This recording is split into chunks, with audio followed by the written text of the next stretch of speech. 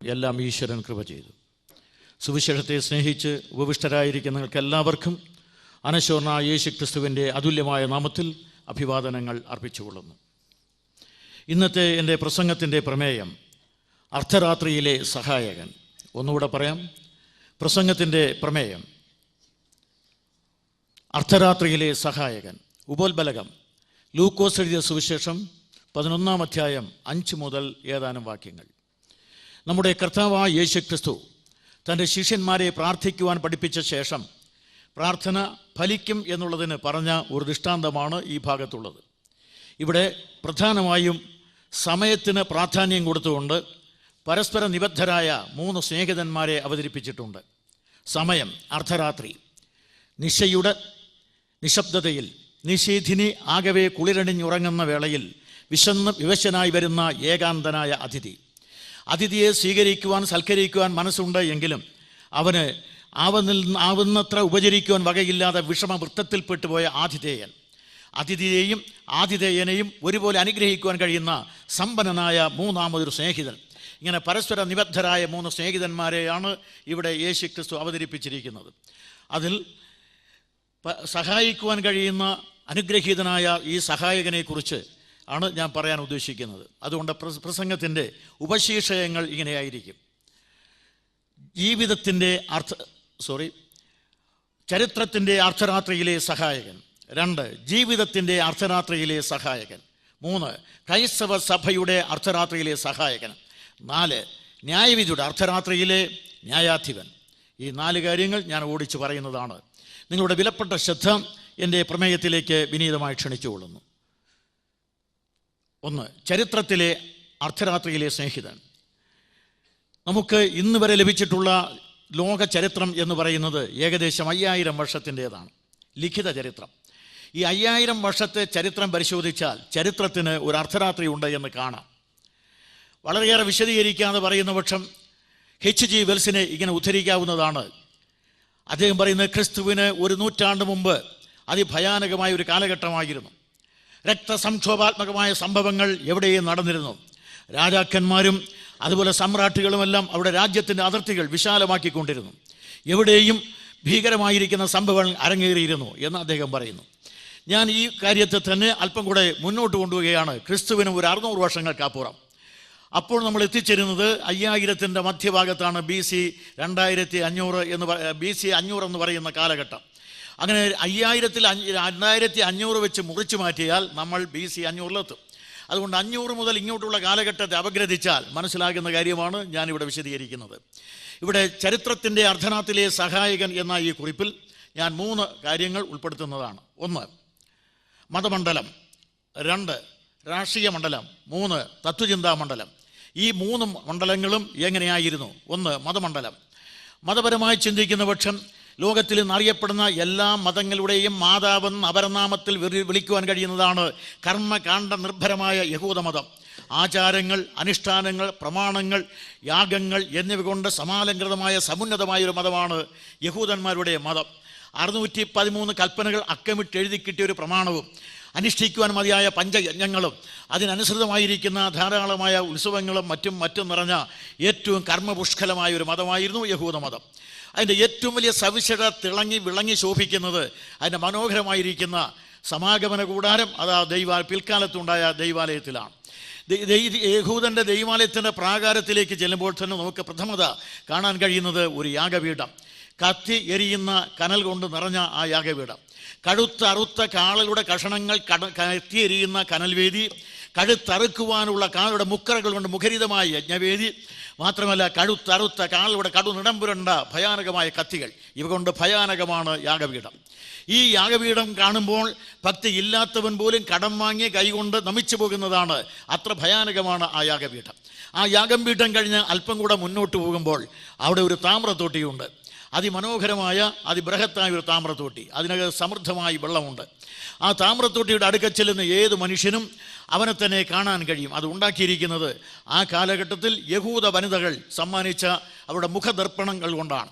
കാരണം അവർ മുഖം നോക്കാൻ ഉപയോഗിച്ചിരുന്നത് ലോഹ കണ്ണാടികളാണ്. ആ കാലത്ത് ലോഹ കണ്ണാടികളായിരുന്നു സുലഭം, നമ്മുടെ ആറന്മുള കണ്ണാടി പോലെ. അങ്ങനെയുള്ള ലോഹ കണ്ണാടി കൊണ്ട് നിർമ്മിതമായതായിരുന്നു ഈ കണ്ണാടിക്കടൽ എന്ന് വിളിക്കുന്ന അഥവാ താമ്രക്കടൽ. അതിൽ ധാരാളം വെള്ളമുണ്ട്. അവിടെ ചെന്നാൽ ഏത് മനുഷ്യനും, അതായത് മിക്ക വികാരം അവിടെ ചെല്ലുന്നത് ലേവ്യരും പുരോഹിതന്മാരുമാണ്. ഈ ലേവർ ഇവിടെ യാഗമൊക്കെ അനുഷ്ഠിച്ചിട്ട് അവിടെ ചെല്ലുമ്പോൾ അവൻ്റെ കണ്ണത്ത ഭാഗങ്ങളിൽ അവിടെ ഇവിടെ കിടക്കുന്ന രക്തകണികകളും അവിടെ ഇവിടെ കിടക്കുന്ന മറ്റഴുക്കുമൊക്കെ കണ്ട് അവൻ വെറുതെ പോകണ്ട, അതിനകത്ത് വെള്ളമുള്ളത് കൊണ്ട് തൊട്ട് അത് ശുദ്ധീകരിക്കാം. അതാണ് യഹൂദ മതത്തിനൊരു പ്രത്യേകതയെന്നും കൂടെ ഞാൻ വ്യാഖ്യാനിക്കുക. ലോകത്തിൽ ഇതിന് ശേഷം എത്രയോ കണ്ണാടികൾ ഉണ്ടായിട്ടുണ്ട്. നാം അറിയുന്നത് പോലെ ഈ യഹൂദൻ്റെ അനുഗ്രഹീതമായിരിക്കുന്ന കണ്ണാടി അതിനുശേഷം നേരെ ഗ്രീസിലേക്ക് ചെല്ലുന്ന കാണാം. അവിടെ അഫ്രോഡൈറ്റ് ദേവതയുടെ ക്ഷേത്ര കവാടത്തിൽ ഈ മനോഹരമായൊരു കണ്ണാടി വെച്ചിട്ടുണ്ട്. അതിൻ്റെ അടിയിൽ ഒരു കുറിപ്പുണ്ട്: ആദ്യം നിന്നെ അറിയുക, അനന്തരം ദേവനെ അറിയുക. ഈ വാക്ക് വായിച്ച് എത്രയോ പേർ കണ്ണാടിയിൽ തന്നെ കണ്ടുപോയിട്ടുണ്ട്. ഈ കണ്ണാടി പിന്നീട് ഇന്ത്യക്കാർ കടം വാങ്ങി. ബൃഹസ്പതി എന്ന് പറയുന്ന ആചാര്യനാണ് ഈ കണ്ണാടി ഇവിടെ കൊണ്ടുവന്നത്. അദ്ദേഹത്തിൻ്റെ അടുക്കൽ വിദ്യാഭ്യാസത്തിന് ചെന്ന് ദേവേന്ദ്രനെയും വിരേചനൻ എന്ന് പറഞ്ഞ അസുര രാജാവിനെയും പഠിപ്പിച്ച ശേഷം അദ്ദേഹം പറഞ്ഞു, കണ്ണാടി സുലഭമല്ലാത്തത് കൊണ്ട് നിങ്ങൾ നല്ല ശുദ്ധമായ വെള്ളത്തിൽ ചെന്ന് നിങ്ങളെ തന്നെ കാണണം. ആദ്യം നിങ്ങളെ കാണുക, പിന്നീട് ദേവനെ കാണുക. ഈ തത്വത്തിൻ്റെ മറ്റൊരു മുഖമാണ് ഇവിടെ. കുറെ കൂടെ കഴിഞ്ഞപ്പോൾ ഇതേ കണ്ണാടി നാരായണ ഗുരുദേവൻ കടം വാങ്ങി. അദ്ദേഹം പോകുന്നിടത്തെല്ലാം ഇത് പ്രതിഷ്ഠിക്കുകയുണ്ടായി. അദ്ദേഹം ഉദ്ദേശിച്ചത് ആദ്യം നിന്നെ അറിയുക, പിന്നെ ദേവനെ അറിയുക എന്നാണ്. അതുകൊണ്ട് അന്നത്തെ മനോഹരമായിരിക്കുന്ന ഈ കണ്ണാടി, പക്ഷേ ഈ മറ്റുള്ളവരുടെ എല്ലാം കണ്ണാടിയിൽ അവനെ കണ്ടേച്ച് വന്നതുപോലെ പോകാം. യഹൂദൻ്റെ കണ്ണാടിക്കുള്ള പ്രത്യേകത, അവനെ കാണുമ്പോൾ അവൻ്റെ തനിനിറം ശരിക്കും മനസ്സിലാക്കാം. അവൻ്റെ കണ്ണത്ത ഭാഗത്ത് കിടക്കുന്ന രക്തകണികളും അഴുക്കും മറ്റുമെല്ലാം കഴുകാനുള്ള വെള്ളം അത് സമ്മാനിച്ചിട്ടുണ്ട്. അതാണ് അതിൻ്റെ പ്രത്യേകത. അതുകൊണ്ട് ലോക മതങ്ങളെയും യഹൂദ മതത്തെയും വേർതിരിക്കുവാൻ കഴിയുന്ന ഏറ്റവും വലിയൊരു ദൃഷ്ടാന്തം കൂടെയാണ് ഇതെന്ന് പറഞ്ഞിട്ട് ഞാൻ അപ്പുറം വരികയാണ്. ഇത് കഴിഞ്ഞ് നേരെ കുറച്ചുകൂടെ മുന്നോട്ട് ചെല്ലുമ്പോൾ അവിടെ അനുഗ്രഹീതമായ സപ്തശാഖ്യ ഒരു തങ്ക നിലവിളക്കുണ്ട്. പങ്കൻ തെല്ല് പോലും ഇല്ലാത്ത തനി തങ്കം കൊണ്ടുണ്ടാക്കിയ 7 ശിഖരങ്ങളുള്ള തങ്ക നിലവിളക്ക്. ആ തങ്ക നിലവിളക്കിൻ്റെ പ്രകാശ വലയത്തിലിരുന്നു കൊണ്ട് യഹൂദന്മാർ 613 കൽപ്പനകൾ അക്കമിട്ട് വായിക്കാം. ആ പ്രകാശവലയത്തിൽ അവർക്ക് എന്തും ലഭിക്കുന്നതാണ് മനോഹരമായിരിക്കുന്ന പ്രകാശം. ആ പ്രകാശവലയം കഴിഞ്ഞ് അഥവാ നിലവിളക്ക് കഴിഞ്ഞ് കുറെ കൂടെ കഴിയുമ്പോൾ തിരശ്ശീലയുടെ അടുത്ത് ഒരു ധൂമപീഠം ഇരിപ്പുണ്ട്, ധൂപപീഠം. ആ ധൂപപീഠം കഴിഞ്ഞ് തിരശ്ശീല അല്പം നീക്കിയാൽ അകത്തേക്ക് ചെന്നാൽ അവിടെ കൃപാസനമുണ്ട്. ആ കൃപാസനത്തിൻ്റെ അടുക്ക ചെന്നാൽ 2 പ്രധാനപ്പെട്ട വസ്തുത: ദൈവത്തിൻ്റെ ഷഖൈന, അവിടെ ദൈവപെട്ടകം. അവിടെ ദൈവത്തിൻ്റെ ഷഖൈനയുടെ തേജസ് അകത്തും നിലവിളക്കിൻ്റെ പ്രകാശം പുറത്തും, രണ്ടിനെയും മറച്ചിരിക്കുന്ന തിരശ്ശീല. ഇതാണ് യെരുശലേം ദൈവാലയത്തിൻ്റെ ഒരു സാമാന്യ രൂപം. അപ്പോൾ ഇത്രയും മനോഹരമായൊരു മതത്തിൻ്റെ ഉടമകളാണ് യഹൂദന്മാർ. കർമ്മകാണ്ഡ നിർഭരമായൊരു മതം. ഇതിൻ്റെ മറ്റൊരു പതിപ്പാണ് ഇന്ത്യയിൽ ആര്യന്മാരുടെ മതം. ആര്യന്മാർ ഒരുപക്ഷെ എൻ്റെ ചരിത്രപരമായ അറിവനുസരിച്ച് ഏഷ്യ മൈനർ ഭാഗങ്ങളിൽ നിന്ന്, പ്രാചീന ഹിത്യ സാമ്രാജ്യത്തിൽ നിന്ന് ഇന്ത്യയിലേക്ക്, ആദ്യം ഇറാനിലേക്കും പിന്നെ ഇന്ത്യയിലേക്ക് കുടിയേറിയവരാണ്. ഒരു വിഭാഗം ആളുകൾ ജർമ്മനിയിലേക്ക് പോയിട്ടുണ്ട്. അങ്ങനെ ഇന്ത്യയിൽ വന്ന ആര്യന്മാരും ഈ യാഗവിദ്യ തന്നെ അനുഷ്ഠിക്കുകയുണ്ടായി. യഹൂദന്മാരെ പോലെ അതിന് സമാനമായ യാഗവിദ്യ അനുഷ്ഠിച്ച ആരെങ്കിലും ഉണ്ടെങ്കിൽ അത് ആര്യന്മാർ മാത്രമാണ്. അവർക്കും അനവധിയായ യാഗങ്ങളുണ്ട്. ഞാൻ കഴിഞ്ഞ ദിവസം ഉദ്ധരിച്ചതുപോലെ സുമാർ അഴീക്കോട് പറഞ്ഞു, ഇന്ത്യയുടെ തെക്ക് മുതൽ വടക്ക് വരെ ആയിരക്കണക്കിന് യജ്ഞകുണ്ടങ്ങൾ അറുക്കപ്പെട്ട പശുക്കളുടെ ധൂമം കൊണ്ട് ഇന്ത്യയുടെ അന്തരീക്ഷം മേഘാവൃതമായി. അത്രയ്ക്ക് ഭയാനകമായി അനവധി യാഗങ്ങൾ അവിടെ നടന്നിരുന്നു. അവർക്കുമുണ്ട് നിലവിളക്ക്, മനോഹരമായ കത്തിച്ചെടുത്ത നിലവിളക്ക്. അവർക്ക് ആ നിലവിളക്ക് കൊണ്ടും യജ്ഞകുണ്ടങ്ങളിൽ നിന്ന് പുറപ്പെട്ടു വരുന്ന എന്ന് വെച്ചാൽ യഹൂദന്മാർ യാഗപീഠങ്ങളിൽ ആരാധിച്ചപ്പോൾ ഇന്ത്യയിലെ ആര്യന്മാർ യജ്ഞകുണ്ടങ്ങളിലാണ്, കുഴികളിലാണ് ആരാധിച്ചത്. യജ്ഞകുണ്ടമുണ്ടാക്കി അതിൽ ആരാധിച്ചിരുന്നു. അപ്പോൾ ഈ എന്തായാലും ഈ യജ്ഞകുണ്ടങ്ങളിൽ നിതരാം പുറപ്പെടുന്ന അഗ്നിസ്ഫുലിംഗങ്ങളും ഈ അവരുടെ നിലവിളക്കിൽ നിന്ന് ലഭിച്ച ഈ പ്രകാശവും കൊണ്ട് യാതൊരു സംതൃപ്തിയും ലഭിക്കാത്തത് കൊണ്ട് ഒടുവിൽ അവർ സൂര്യനിലേക്ക് തിരിയുന്നത് കാണാം. ഒരുപക്ഷെ പ്രാചീന പേർഷ്യ മിത്ര മതത്തിൽ നിന്ന് ലഭിച്ച ആശയമായിരിക്കും ഇന്ത്യയിലെ ആര്യന്മാരുടെ മിത്ര വണക്കം അഥവാ സൂര്യാരാധന. അത്രയും പറഞ്ഞ് തൽക്കാലം ഞാൻ ഈ ഭാഗം വിടുകയാണ്. ലോകത്തിലെ മതങ്ങൾ, ഈ മതങ്ങളുടെ അതിമനോഹരമായിരിക്കുന്ന ചിത്രമാണ് ഇവിടെയെല്ലാം ലഭിക്കുന്നത്. എവിടെയും യാഗങ്ങൾ, എവിടെയും യജ്ഞകുണ്ടങ്ങൾ, എവിടെയും നിലവിളക്കുകളിൽ നിന്നുള്ള തങ്കശോഭ, അതോടൊപ്പം തന്നെ യജ്ഞകുണ്ടങ്ങളിൽ നിന്നോ അതോടൊപ്പം യാഗപീഠങ്ങളിൽ നിന്നോ ഉയർന്നു വരുന്ന അഗ്നിസ്ഫുലിംഗങ്ങൾ, ഇവ കൊണ്ട് എവിടെയും പ്രകാശത്തിന് മതിയായ അവസ്ഥയുണ്ടായിരുന്നു എന്ന് പറഞ്ഞ് ഈ ഒന്നാമത്തെ പോയിന്റ് വിടുന്നു. രണ്ടാമത് രാഷ്ട്രീയ മണ്ഡലം പരിശോധിച്ചാൽ BC ഏകദേശം 8000 മുതലാണ് ഏറ്റവും സമർത്ഥന്മാരായ സമ്രാട്ടുകളെ കാണാൻ കഴിയുന്നത്. അതിൽ ഏറ്റവും മുൻപന്തി നിൽക്കുന്നത് അസീറിയൻ രാജാക്കന്മാരാണ്. ലോക സാമ്രാജ്യങ്ങളുടെ ചരിത്രത്തിൽ നാം അറിയുന്നിടത്തോളം അതിശക്തമായിരിക്കുന്ന അനവധി രാജാക്കന്മാർക്ക് ജന്മം കൊടുത്തവരാണ് അസീറിയന്മാർ. അസീറിയ സാമ്രാജ്യത്തിന് ജന്മം കൊടുത്തത് പ്രാചീന മെസപ്പൊട്ടോമിയയിൽ 4 വോള്യങ്ങളായി കിടക്കുന്ന ഭൂഭാഗം. അവിടെ നിന്ന് അസീറിയ അതിൻ്റെ വടക്ക് മേഖലയിലാണ്. ആ വടക്കൻ മേഖലയിൽ എത്രയോ നഗരങ്ങളുണ്ടായി, രാഷ്ട്ര നഗരങ്ങൾ. അങ്ങനെയുള്ള നഗരരാഷ്ട്രങ്ങൾ ഉണ്ടായിരുന്നു. എത്രയോ രാജാക്കന്മാരും ഉണ്ടായി. നമ്മുടെ ബൈബിളിൽ തന്നെ പേര് പറയുന്ന ചില രാജാക്കന്മാരുണ്ട്, അസീറിയൻ രാജാക്കന്മാർ. അതിലൊന്നാണ് തിക്ലത്-പിലേസർ, ശൽമനേസർ. ശൽമനേസർ 5-ാമനാണ് ബൈബിളിൽ പറയുന്നത്. പിന്നെ യെശയ്യാവിൻ്റെ പ്രവചനം 20:1 നാം വായിക്കുന്ന സെർഗോൺ. ഒന്നല്ല, സെർഗോന്മാർ 3 ഉണ്ടായിരുന്നു. അതിൽ 3-ാമത്തെ സെർഗോണാണ് അവിടെ എഴുതിയിരിക്കുന്നത്. അപ്പോൾ ചുരുക്കി പറഞ്ഞാൽ അനവധിയായ അസീറിയൻ രാജാക്കന്മാർ. പിന്നെ നമ്മളുടെ ബൈബിളിൽ എഴുതിയിട്ടില്ലാത്തതും ചരിത്രത്തിൽ കാണുന്നതുമായ അസീറിയൻ രാജാക്കന്മാരുടെ പരമ്പരയിൽ സെൻഹരീബ് ബൈബിളിൽ പറയുന്നുണ്ട്. അത് കഴിഞ്ഞാൽ അതുപോലെ എത്രയോ രാജാക്കന്മാരും ഉണ്ടായി വന്നു. അതിൽ അസൂർ ബാനിപ്പാൽ, അസൂർ നാസിർപാൽ, അത് അദ്ദേഹമാണ് ഒടുവിലത്തെ രാജാവ്. BC 612 വരെ അസീറിയൻ സാമ്രാജ്യം സമുജ്വലമായി നിലനിൽക്കുകയുണ്ടായി. ആ അസീറിയൻ സാമ്രാജ്യം വളരെയേറെ ഉജ്ജ്വലമായിരുന്നു. അത് കഴിഞ്ഞ് തൊട്ട് പിന്നാലെ വരുന്ന മറ്റൊന്നാണ് അസീറിയൻ സാമ്രാജ്യത്തിൻ്റെ പതനം, ബാബിലോണിയ സാമ്രാജ്യത്തിൻ്റെ ഉദയം. BC 539 ആയപ്പോൾ അന്നത്തെ അസീറിയൻ സാമ്രാജ്യത്തിന് തിരശ്ശീല വീഴുകയും ബാബിലോണിയ സാമ്രാജ്യം ആരംഭിക്കുകയും ചെയ്തു. സമർത്ഥന്മാരായ നെബൂഖദ്നേസർ, അദ്ദേഹത്തിൻ്റെ മകൻ നെബോണിഡസ്, അദ്ദേഹത്തിൻ്റെ മകൻ ബൈബിളിൽ ദാനിയേൽ പ്രവചനത്തിൽ പറയുന്ന ബെൽഷസ്സർ എന്നിവരാണ് രാജ്യം നയിച്ചുകൊണ്ടിരുന്നത്. കുറെ കൂടെ കഴിഞ്ഞ BC 539 BC 539 ആയി കഴിഞ്ഞപ്പോൾ ബാബിലോണിയ സാമ്രാജ്യവും തകരുകയുണ്ടായി. അതിനും തിരശ്ശീല വീണു. ഉയർന്നു വന്നത് പേർഷ്യൻ സാമ്രാജ്യം. സൈറസും കോറശും അർത്ഥശാസ്ത്രാവും അങ്ങനെ അനവധി മഹാന്മാരായ രാജാക്കന്മാർക്ക്, ചക്രവർത്തികൾക്ക് ജന്മം കൊടുത്ത് അദ്ദേഹം 120 സംസ്ഥാനങ്ങൾ വാണു എന്ന് ബൈബിൾ വിശേഷിപ്പിക്കുമ്പോൾ നമ്മുടെ ഇന്ത്യയുടെ പഞ്ചാബ് മേഖലയും കൂടെ കീഴടക്കിയിരുന്നു. അങ്ങനെ സമൃദ്ധമായ ഒരു സാമ്രാജ്യം അവർക്കുണ്ടായിരുന്നു. ഇവരെല്ലാം സമർത്ഥന്മാരായ സമ്രാട്ടുകളും സാരഥികളുമായിരുന്നു. അത് കഴിഞ്ഞ് അല്പം കൂടെ താഴോട്ട് വരുമ്പോൾ BC 331 നാം അറിയുന്നത് പോലെ ലോകത്തിലെ ഏറ്റവും വലിയ ജേതാവായി വെള്ളക്കുതിരകൾക്ക് സമാനമായ വലിയ അശ്വസേനയുമായിട്ട് കയറി വന്ന മഹാനായ അലക്സാണ്ടർ, അദ്ദേഹത്തിൻ്റെ പ്രൗഢമായിരിക്കുന്ന ആക്രമണത്തിന് മുമ്പിൽ അന്ന് നിലനിൽക്കുവാൻ കഴിയാതെ ആ ഭയാനകമായി ആക്രമിച്ച് മുന്നേറിയ അദ്ദേഹത്തിൻ്റെ സമരവീര്യത്തിന് മുമ്പിൽ എല്ലാ രാജ്യങ്ങളും കെട്ടടങ്ങിക്കൊണ്ടേയിരുന്നു. BC 331 ആർബലായിൽ വെച്ച് നടന്ന അതിഭയാനകമായ യുദ്ധത്തിൽ ദാരിയാവേശ് മൂന്നാമനെ സ്വന്തം കൈകൊണ്ട് വധിച്ചതിന് ശേഷം അലക്സാണ്ടർ പണ്ടത്തെ പ്രതികാരം തീർക്കുവാൻ, അഥേന ചുട്ടരിച്ചതിൻ്റെ പ്രതികാരം തീർക്കുവാൻ ശൂഷൻ രാജധാനിക്ക് സ്വന്തം കൈകൊണ്ട് തീ വെച്ചപ്പോൾ അന്നത്തെ പേർഷ്യൻ സാമ്രാജ്യത്തിൻ്റെ കഥയും അവസാനിക്കുകയുണ്ടായി. പിന്നെ ഉദയം ചെയ്ത് നാം അറിയുന്നത് പോലെ ഗ്രേക്കർ സാമ്രാജ്യം. ആ ഗ്രേക്കർ സാമ്രാജ്യത്തിന് അല്പായുസേ ഉണ്ടായിരുന്നുള്ളൂ. അത് 4 കഷണങ്ങളായി മാറി. അത് 63 വരെ അങ്ങനെ ഇങ്ങനെയൊക്കെ നിൽക്കുകയുണ്ടായി. 63 അന്നത്തെ റോമൻ കോൺസുലുകളിൽ ഏറ്റവും ശക്തനായിരുന്ന മഹാനായ പോംബി കിഴക്കൻ മേഖല മുഴുവൻ ആക്രമിച്ച് കിടക്കുമ്പോൾ, മറ്റൊരു മേഖല ആന്റണി പിടിച്ചടക്കിക്കൊണ്ടിരിക്കുമ്പോൾ, ഒക്ടേവിയൻ എന്ന് പിന്നീട് ചരിത്രം പറയുന്ന അനുഗ്രഹീതനായ സൈന്യാധിപൻ മറ്റൊരു മേഖല വിജയം കൊയ്തുകൊണ്ടിരിക്കുമ്പോൾ, ലോകം മുഴുവൻ അന്ന് റോമാ സാമ്രാജ്യത്തിൻ്റെ കീഴിലായി അറിയപ്പെടുന്ന അതിവിശാലമായ ഒരു സാമ്രാജ്യം ഉണ്ടായി. നമ്മുടെ കർത്താവായ യേശു ക്രിസ്തു ജനിക്കുന്നത് ആ സാമ്രാജ്യത്തിൻ്റെ കാലഘട്ടത്തിലാണ്. ഞാൻ ഇത്രയും പറഞ്ഞത് സാമ്രാജ്യ മണ്ഡലം. ഇത്രയും ഞാൻ പറയുമ്പോൾ ഇതിന് വേറെ അർത്ഥം വെച്ചാണ് പറയുന്നത്, നിങ്ങൾ മനസ്സിലാക്കണം. ഇങ്ങനെ രാഷ്ട്രീയ മണ്ഡലം. ഇനി നമുക്ക് തത്വചിന്തയുടെ മണ്ഡലം. തത്വചിന്താ മണ്ഡലത്തിലേക്ക് വരുമ്പോൾ കാണുവാൻ കഴിയുന്ന അതിമഹത്തായ മറ്റൊരു വസ്തുതയുണ്ട്. BC 600 മുതൽ ലോകപ്രസിദ്ധ ബൗദ്ധികാചാര്യന്മാർ, തത്വചിന്തയുടെ ആചാര്യന്മാരുണ്ടായി. ഗ്രീസിലെ ഏറ്റവും അറിയപ്പെടുന്നതായ സീനോ തുടങ്ങിയുള്ള ആചാര്യന്മാർ, ഗ്രീക്കിലെ അയോണിക് ദാർശനികന്മാർ, ഒന്നിനു പിറകെ ഒന്നായി ഉദയം ചെയ്ത ഗ്രീക്ക് അയോണിക് ദാർശനികന്മാരിൽ അഗ്രഗണ്യനായ സീനോ തുടങ്ങിയ ആചാര്യന്മാർ. കൂടെ കഴിയുമ്പോൾ സൂഫി ആചാര്യന്മാരിൽ നാം അറിയുന്ന ക്രിസ്തുവിന് മുമ്പേയുള്ള ക്രിസ്ത്യാനി എന്ന് വ്യവഹരിക്കപ്പെട്ട സോക്രട്ടീസ്, അദ്ദേഹത്തിൻ്റെ ശിഷ്യൻ പ്ലേറ്റോയുടെ ശിഷ്യൻ അരിസ്റ്റോട്ടിൽ, അങ്ങനെ ദാർശനിക മണ്ഡലത്തിൽ മുടിചൂടാ മന്നന്മാരായി വിരാജിച്ച 3 പേർ, ഗുരു, ശിഷ്യൻ, ശിഷ്യൻ്റെ ശിഷ്യൻ. അത് കഴിയുമ്പോൾ ഡെമോക്രീറ്റസ്, പൈതഗോറസ് തുടങ്ങിയ ഡയോജനീസ് വരെയുള്ള ഒരു നീണ്ട പരമ്പര അവർ തന്നെയുണ്ട്.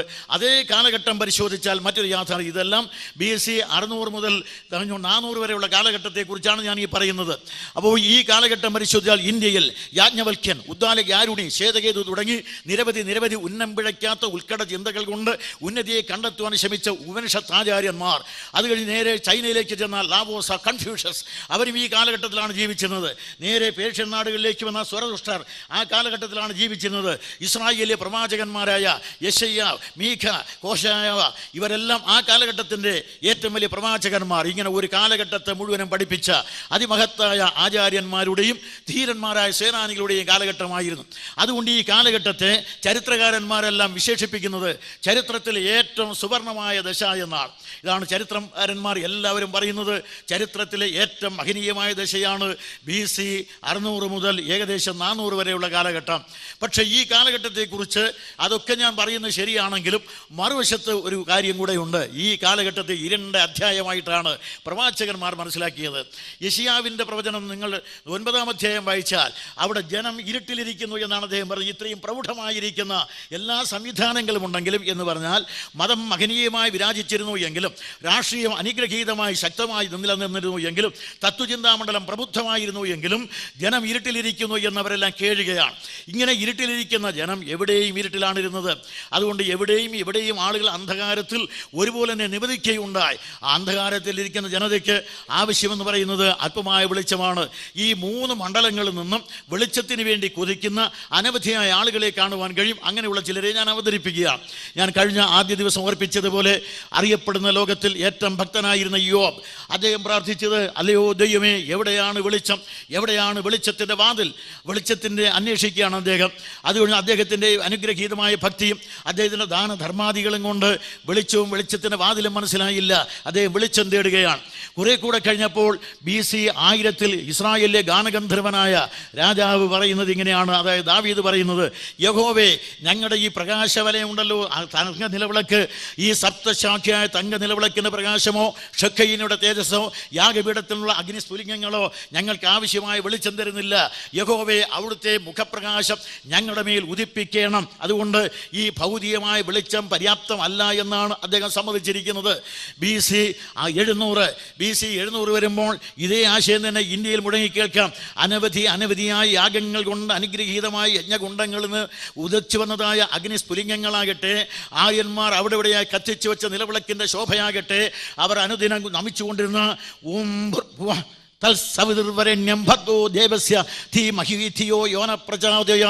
എന്നുള്ള ഗായത്രിയെ മന്ത്രം മുഖേന ഏതൊരു സൂര്യനെ നമിച്ചുവോ ആ സൂര്യനും അവർക്ക് വേണ്ടത്ര ആധ്യാത്മിക പ്രകാശം ലഭിച്ചില്ല എന്നവർ സമ്മതിച്ചുകൊണ്ട് അനന്തതയിലേക്ക് തിരിഞ്ഞവർ പറഞ്ഞു, അസതോ മാം സത്ഗമയ തമസോ മാം ജ്യോതിർഗമയ മൃത്യു മാം അമൃതംഗമയ. അല്ല ഈശ്വര, ഇവയെല്ലാം പരാജയമാണ്. അതുകൊണ്ട് ഞങ്ങളെ അസത്യത്തിൽ നിന്ന് സത്യത്തിലേക്ക്, അന്ധകാരത്തിൽ നിന്ന് വെളിച്ചത്തിലേക്ക്, മൃതിയിൽ നിന്ന് അമൃതിലേക്ക് നയിക്കണം. അവർ സമ്മതിച്ചു, ഞങ്ങൾ അന്ധകാരത്തിലാണ് ഇരിക്കുന്നത്. അത് കഴിഞ്ഞ് കുറെ കൂടെ കഴിയുമ്പോൾ ഇതേ ആശയം തന്നെയാണ് പിന്നെയും രാഷ്ട്രീയ മണ്ഡലത്തിൽ. ഞാൻ പറഞ്ഞല്ലോ, അനവധി രാഷ്ട്രജാതീയ നേതാക്കന്മാരെ കുറിച്ച് പറഞ്ഞ കൂട്ടത്തിൽ പറഞ്ഞ ഒരാളാണ് അസൂർ ബാനിപ്പാൽ. BC ഏകദേശം 622 വരെ ഭരിച്ച അസീരിയൻ ചക്രവർത്തി അസൂർ ബാനിപ്പാൽ. സൈന്യ വിന്യാസം കൊണ്ട് സടകുടഞ്ഞേറ്റ സൈന്യാധിപന്മാരിൽ, സമ്രാട്ടുകളിൽ സമാനതയില്ലാതെ വിരാജിച്ച അസൂർ ബാനിപ്പാൽ ജീവിതത്തിൻ്റെ സായാജ്ഞവേളയിൽ സസങ്കടം സമുന്നതനായ ദൈവത്തോട് സവിനയം പ്രാർത്ഥിച്ചത് ഇങ്ങനെയാണ്, അല്ലയോ മഹാദൈവമേ, എനിക്ക് ഒരു വെളിച്ചം നൽകി അനുഗ്രഹിക്കണം, എന്നെ വെളിച്ചം കാണുവാൻ അനുവദിക്കണം. അദ്ദേഹം BC 600 കഴിഞ്ഞ് നാം പിന്നെയും താഴോട്ട് വരുമ്പോൾ പിന്നെയും ഇതുപോലെയുള്ള ആചാര്യന്മാരെ, തത്വചിന്താമണ്ഡലം, ഞങ്ങളുടെ ബൗദ്ധികമായ ചിന്താഗതി കൊണ്ട്, ആശയപരമായിരിക്കുന്ന ചിന്ത കൊണ്ട്, ഉപനിഷത്തിൻ്റെ അനുഗ്രഹീതമായ ഉന്നതി കൊണ്ട് ഒരു നേട്ടവും ഉണ്ടായിട്ടില്ല. അല്ലയോ ഈശ്വര, അവിടുന്ന് തന്നെ നിങ്ങളെ പ്രകാശിപ്പിക്കണം. ഗ്രീസിലെ സാമോസ എന്ന ദ്വീപിൽ നിന്നുകൊണ്ട് സൈമോണിഡീസ് എന്ന് പറയുന്ന ദാർശനിക ആചാര്യം പ്രാർത്ഥിച്ചു, അല്ലയോ ദൈവമേ, എൻ്റെ ജീവിതം ഹ്രസ്വം പാപപൂർണ്ണം, വെളിച്ചത്തിന് ഒരു പരിവേഷം എനിക്ക് നൽകണം. BC 400 ഇസ്രായേലിലെ അന്ത്യപ്രവാചകനായ മലാക്കി തൻ്റെ പ്രവചനത്തിൻ്റെ വാക്കുകൾ എഴുതി തൂലിക താഴെ വെച്ച് പ്രാവചനിക മണ്ഡലത്തിൽ നിന്ന് വഴിമാറിപ്പോകുന്ന വേളയിൽ ഒടുവിലായ ദൈവം പറഞ്ഞു, ഞങ്ങളുടെ യാഗങ്ങൾ കൊണ്ട് വെളിച്ചം ലഭിക്കുന്നില്ല, ഷെഖയിനോട് തേജസ് കൊണ്ട് മതിയായ വെളിച്ചം ലഭിക്കുന്നില്ല, ഞങ്ങൾക്കുണ്ട് നിലവിളക്കാകട്ടെ പ്രകാശം തരുന്നതുമില്ല. ഇനിയും യഹോവേ, അവിടുത്തെ മുഖപ്രകാശം മാത്രമല്ല, നീതി സൂര്യൻ ലോകോപശാന്തിയോടുകൂടി ഉദിക്കണമേ. ഈ പ്രാർത്ഥനയോടുകൂടി അദ്ദേഹം തൂലിക താഴെ വെച്ച് വഴിമാറിപ്പോകുന്ന കാണാം. അതുമുതൽ ചരിത്രകാരന്മാർ പറയുന്നത് പോലെ ഒരു അന്ധകാരകാലം ആവിർഭവിക്കുകയുണ്ടായി. 400 വർഷത്തെ ദീർഘമായ അന്തരാളം. അതൊക്കെ വിശദീകരിച്ചാൽ മണിക്കൂർ കണക്കിന് പറയേണ്ടി വരും. അതുകൊണ്ട് ഞാൻ ഓടിച്ചു മാത്രം പറഞ്ഞു നിർത്തുകയാണ്. ഈ കാലഘട്ടത്തിൻ്റെ ഒടുവിൽ എവിടെയും നാം കണ്ടത്, അവിടെ പ്രതിനിധികളെയാണ് ഞാൻ അവതരിപ്പിച്ചത്. അവനിയുടെ ആഗോളതലത്തിൽ നാം പരിധി നോക്കിയാൽ അല്പമായ വെളിച്ചത്തിന് വേണ്ടി അവിടെ ഇവിടെ ചമ്രം പടിഞ്ഞിരുന്ന് അനന്തതയിലേക്ക് കണ്ണും നട്ട് അനശ്വരനായ ദൈവത്തോട് അല്പമായ വെളിച്ചം നൽകണമെന്ന് അർത്ഥിക്കുന്ന അനവധി ആളുകളെ അവിടെ എവിടെയായി കാണാവുന്നത് എങ്ങനെയാണ്? അങ്ങനെയുള്ള ജനകോടികളുടെ അന്തരാത്മാവിൽ ആരംഭിച്ച അനന്തതയുടെ ചെവിത്തടത്തിൽ മുഴങ്ങിയെത്തുന്ന അനുഗ്രഹീതമായ വേദനയുടെ വാക്കുകൾക്ക് മറുപടി പറയാതിരിക്കാൻ കഴിയാത്ത ആ ദൈവം അവർക്ക് ആവശ്യമായ വെളിച്ചം ഒതുക്കിയാൽ നൽകുവാൻ പ്രസാദിക്കുകയുണ്ടായി. പ്രവാചകൻ പറഞ്ഞത്, ജനം ഇരുട്ടിലാണ് ഇരിക്കുന്നത്. അവരെല്ലാവരും സമ്മതിച്ചു, ഞങ്ങളുടെ മതമാകട്ടെ, രാഷ്ട്രീയമാകട്ടെ, ഞങ്ങളുടെ ബൗദ്ധികമാകട്ടെ വെളിച്ചം തരുന്നില്ല എന്നെല്ലാവരും സമ്മതിച്ച് നിൽക്കുമ്പോൾ ദൈവം പറഞ്ഞു, എല്ലാം തോറ്റാൽ ദൈവം. അതുകൊണ്ട് ആ ദൈവത്തിൻ്റെ അരുളപ്പാടാണ് നമ്മളിവിടെ വായിക്കുന്നത്. ആ ദൈവം വെളിച്ചമായി ഉദിക്കുകയാണ്. അങ്ങനെ നമ്മുടെ കർത്താവായ യേശു ക്രിസ്തു എന്ന കാലകതിരവൻ കന്യകയുടെ മകനായി, കാലത്തിൽ എന്ന് വെച്ചാൽ കാലങ്ങൾക്കപ്പുറത്ത് നിന്ന് കന്യകയുടെ മകനായി കാലത്തിലേക്ക് അവതീർണമായി കാലിത്തൊഴുത്തിൽ കിടക്കുന്ന കാഴ്ച കണ്ടുകൊണ്ട് മത്തായി എഴുതി വെച്ചത് ഇങ്ങനെയാണ്: ഇരുട്ടിലിരിക്കുന്ന ജനം വലിയൊരു വെളിച്ചം കണ്ടു. പ്രവാചകനായ യെശയ്യാവിനെ ഉദ്ധരിച്ചുകൊണ്ട് മത്തായി എഴുതിയ സുവിശേഷം 4-ാം അധ്യായത്തിൻ്റെ 14 മുതൽ വാക്യത്തിൽ അദ്ദേഹം പറഞ്ഞു, ഇരുട്ടിലിരിക്കുന്ന ജനം വലിയൊരു വെളിച്ചം കണ്ടു. എവിടെയെല്ലാം? യോർദാൻ നക്കരെ, ജാതിയുടെ ഗലീലയിൽ, സെബുലൂൺ ദേശത്ത്, എല്ലായിടത്തുമുള്ള എല്ലാവർക്കും വെളിച്ചം ഉദിച്ചിരിക്കുന്നു. മരണ ഇരുളിൻ്റെ താഴ്വര എന്ന് പറഞ്ഞാൽ ലോകത്തെ മുഴുവൻ ഗ്രസിച്ചു നിൽക്കുന്ന മരണ ഇരുളിൻ്റെ താഴ്വരയിലിരിക്കുന്നവർക്കെല്ലാം വെളിച്ചം ഉദിച്ചിരിക്കുന്നു. യേശു ക്രിസ്തു ലോകത്തിൽ ഉദിച്ചതോടുകൂടിയാണ് ജനകോടികൾ വെളിച്ചം കാണാൻ തുടങ്ങിയത്. അതുവരെയുള്ള ഞാൻ പ്രതിപാദിച്ചതായ ഈ അനുഗ്രഹീതമായ മതങ്ങളാകട്ടെ, തത്വചിന്തകളാകട്ടെ, രാഷ്ട്രീയ പ്രതിഭാസങ്ങളാകട്ടെ, ആരെയും ഒരിക്കലും ആവശ്യമായ ആധ്യാത്മികമായ വെളിച്ചം നൽകി അനുഗ്രഹീതമായ അവസ്ഥയിലേക്ക് നയിച്ചില്ല. അതിന് കഴിയുന്നത് ഈശ്വരൻ മാത്രം. ഈശ്വരൻ മനുഷ്യനായി അവതരിച്ച നമ്മുടെ കർത്താവായ യേശു ക്രിസ്തു ഇപ്പോൾ ഉദിച്ചതോടുകൂടി ജനകോടികൾ വെളിച്ചം കാണാൻ ഇടയായി. നമ്മുടെ കർത്താവായ യേശു ക്രിസ്തു കാലമധ്യത്തിൽ നിന്നുകൊണ്ട് പ്രഖ്യാപനം നടത്തി. യോഹന്നാൻ 8:12, ഞാൻ ലോകത്തിൻ്റെ വെളിച്ചമാകുന്നു, എന്നെ അനുഗമിക്കുന്നവൻ ഇരുളിൽ നടക്കാതെ ജീവനുള്ളവൻ്റെ വെളിച്ചം കാണും. യേശു ക്രിസ്തു മാത്രമേ പറഞ്ഞിട്ടുള്ളൂ, ഞാൻ ലോകത്തിൻ്റെ വെളിച്ചമാകുന്നു. ശ്രീ ബുദ്ധനെ കുറിച്ച് നമ്മൾ പറയുന്നത് യേശുയുടെ വെളിച്ചം. അദ്ദേഹം അവകാശപ്പെട്ടിട്ടില്ല ഞാൻ യേശുയുടെ വെളിച്ചമാകുന്നു എന്ന്.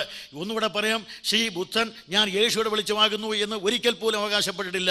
വിവേകാനന്ദനെ കുറിച്ച് നമ്മൾ പറയുന്നു ഇന്ത്യയുടെ വെളിച്ചമെന്ന്. അദ്ദേഹം ഒരിക്കൽ പോലും അവകാശപ്പെട്ടിട്ടില്ല ഞാൻ ഇന്ത്യയുടെ വെളിച്ചമാകുന്നു എന്ന് നമ്മൾ ആരോപിക്കുന്നതാണ്. നേരെ മറിച്ച് ലോകചരിത്രത്തിൽ ഞാൻ ലോകത്തിൻ്റെ വെളിച്ചമാകുന്നു എന്ന് അരുളി ചെയ്തുകൊണ്ട് കാലത്തിൽ അവതീർണമായി തൻ്റെ കമനീയമായിരിക്കുന്ന വെളിച്ചത്തിൻ്റെ കതിരുകൾ വീശിയടിച്ച് കാരിരുളിൽ ആണ്ടുപോയ ജനകോടികളെ കമനീയമായ വെളിച്ചത്തിലേക്ക് നയിച്ച ഏതെങ്കിലും ഒരു ആചാര്യനുണ്ടെങ്കിൽ, ഒരു ഗുരു ഉണ്ടെങ്കിൽ, ഒരു മതസ്ഥാപകനുണ്ടെങ്കിൽ, അനുഗ്രഹീതനായ അനന്യസാധാരണമായ അവതാര പുരുഷനുണ്ടെങ്കിൽ അവനാണ് ഞാൻ പ്രസംഗിക്കുന്ന, നാം അംഗീകരിക്കുന്ന നമ്മുടെ കർത്താവായ യേശു ക്രിസ്തു. ഈ യേശു ക്രിസ്തു ലോകത്തിൽ വന്നതുകൊണ്ടാണ് ലോകം വെളിച്ചം കാണാനിടയായത്. ഇന്ന് ക്രിസ്തുമാർഗത്തെ എതിർക്കുന്ന അനവധി ആളുകളുണ്ട്. അവർ ഈ വെളിച്ചം കണ്ടതും ഇതുകൊണ്ടാണെന്ന് മനസ്സിലാക്കണം. ഞാൻ വളരെയേറെ വിശദീകരിക്കുന്നില്ല. കേരളത്തിൻ്റെ ചരിത്രം പരിശോധിച്ചാൽ അവിടെയുള്ള ജനങ്ങളുടെ ചരിത്രത്തിൽ ധാരാളം ജാതികളുള്ള രാജ്യമായ ഇന്ത്യയിൽ അവിടെയുള്ള ഒരു വിഭാഗമായി ചാതുർമന്യത്തിൽപ്പെട്ടതായ ചില ആളുകൾ, സവർണർ, അവരൊഴിച്ച് മറ്റ് അവർണവർഗത്തിൽപ്പെട്ടെന്ന് അക്ഷരത്തിന് അവകാശമില്ല. അവരെല്ലാം അക്ഷരം വിലക്കപ്പെട്ടവരാണ്, അടിമത്വത്തിന് വിധിക്കപ്പെട്ടവരെന്ന് അവസരം നേടി തള്ളപ്പെട്ടവരാണ്. അങ്ങനെയുള്ള ആളുകളാണ് അവിടെ ഉണ്ടായിരുന്നത്.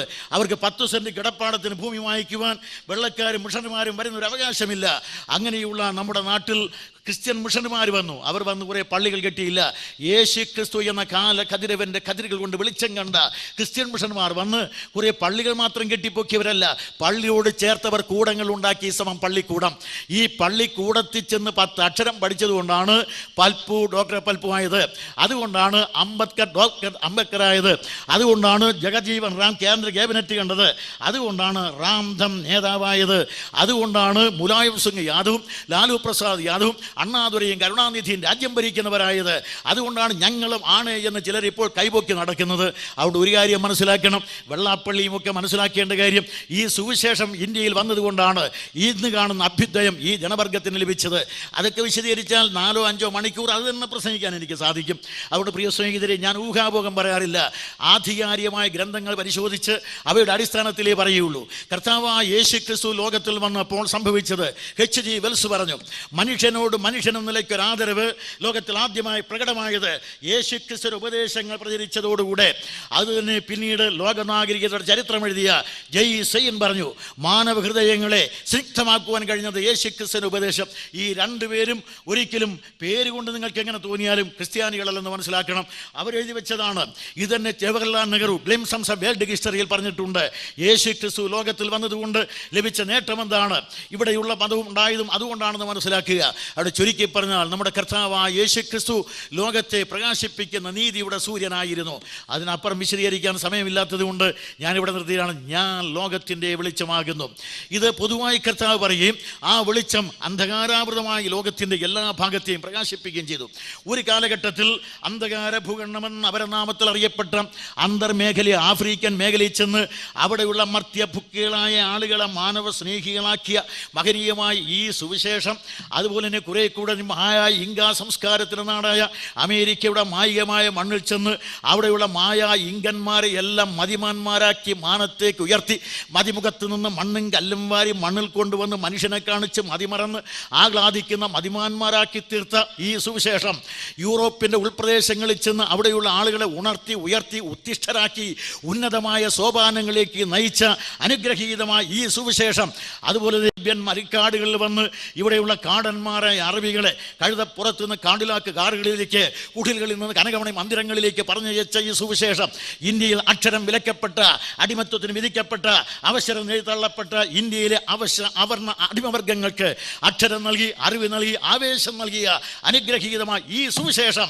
ഈ സുവിശേഷത്തിൻ്റെ ദാതാവാണ്, ഈ സുവിശേഷത്തിൻ്റെ സത്തയാണ്, ഈ സുവിശേഷത്തിൻ്റെ വ്യക്തിവിശേഷമാണ് കർത്താവായ യേശു ക്രിസ്തു.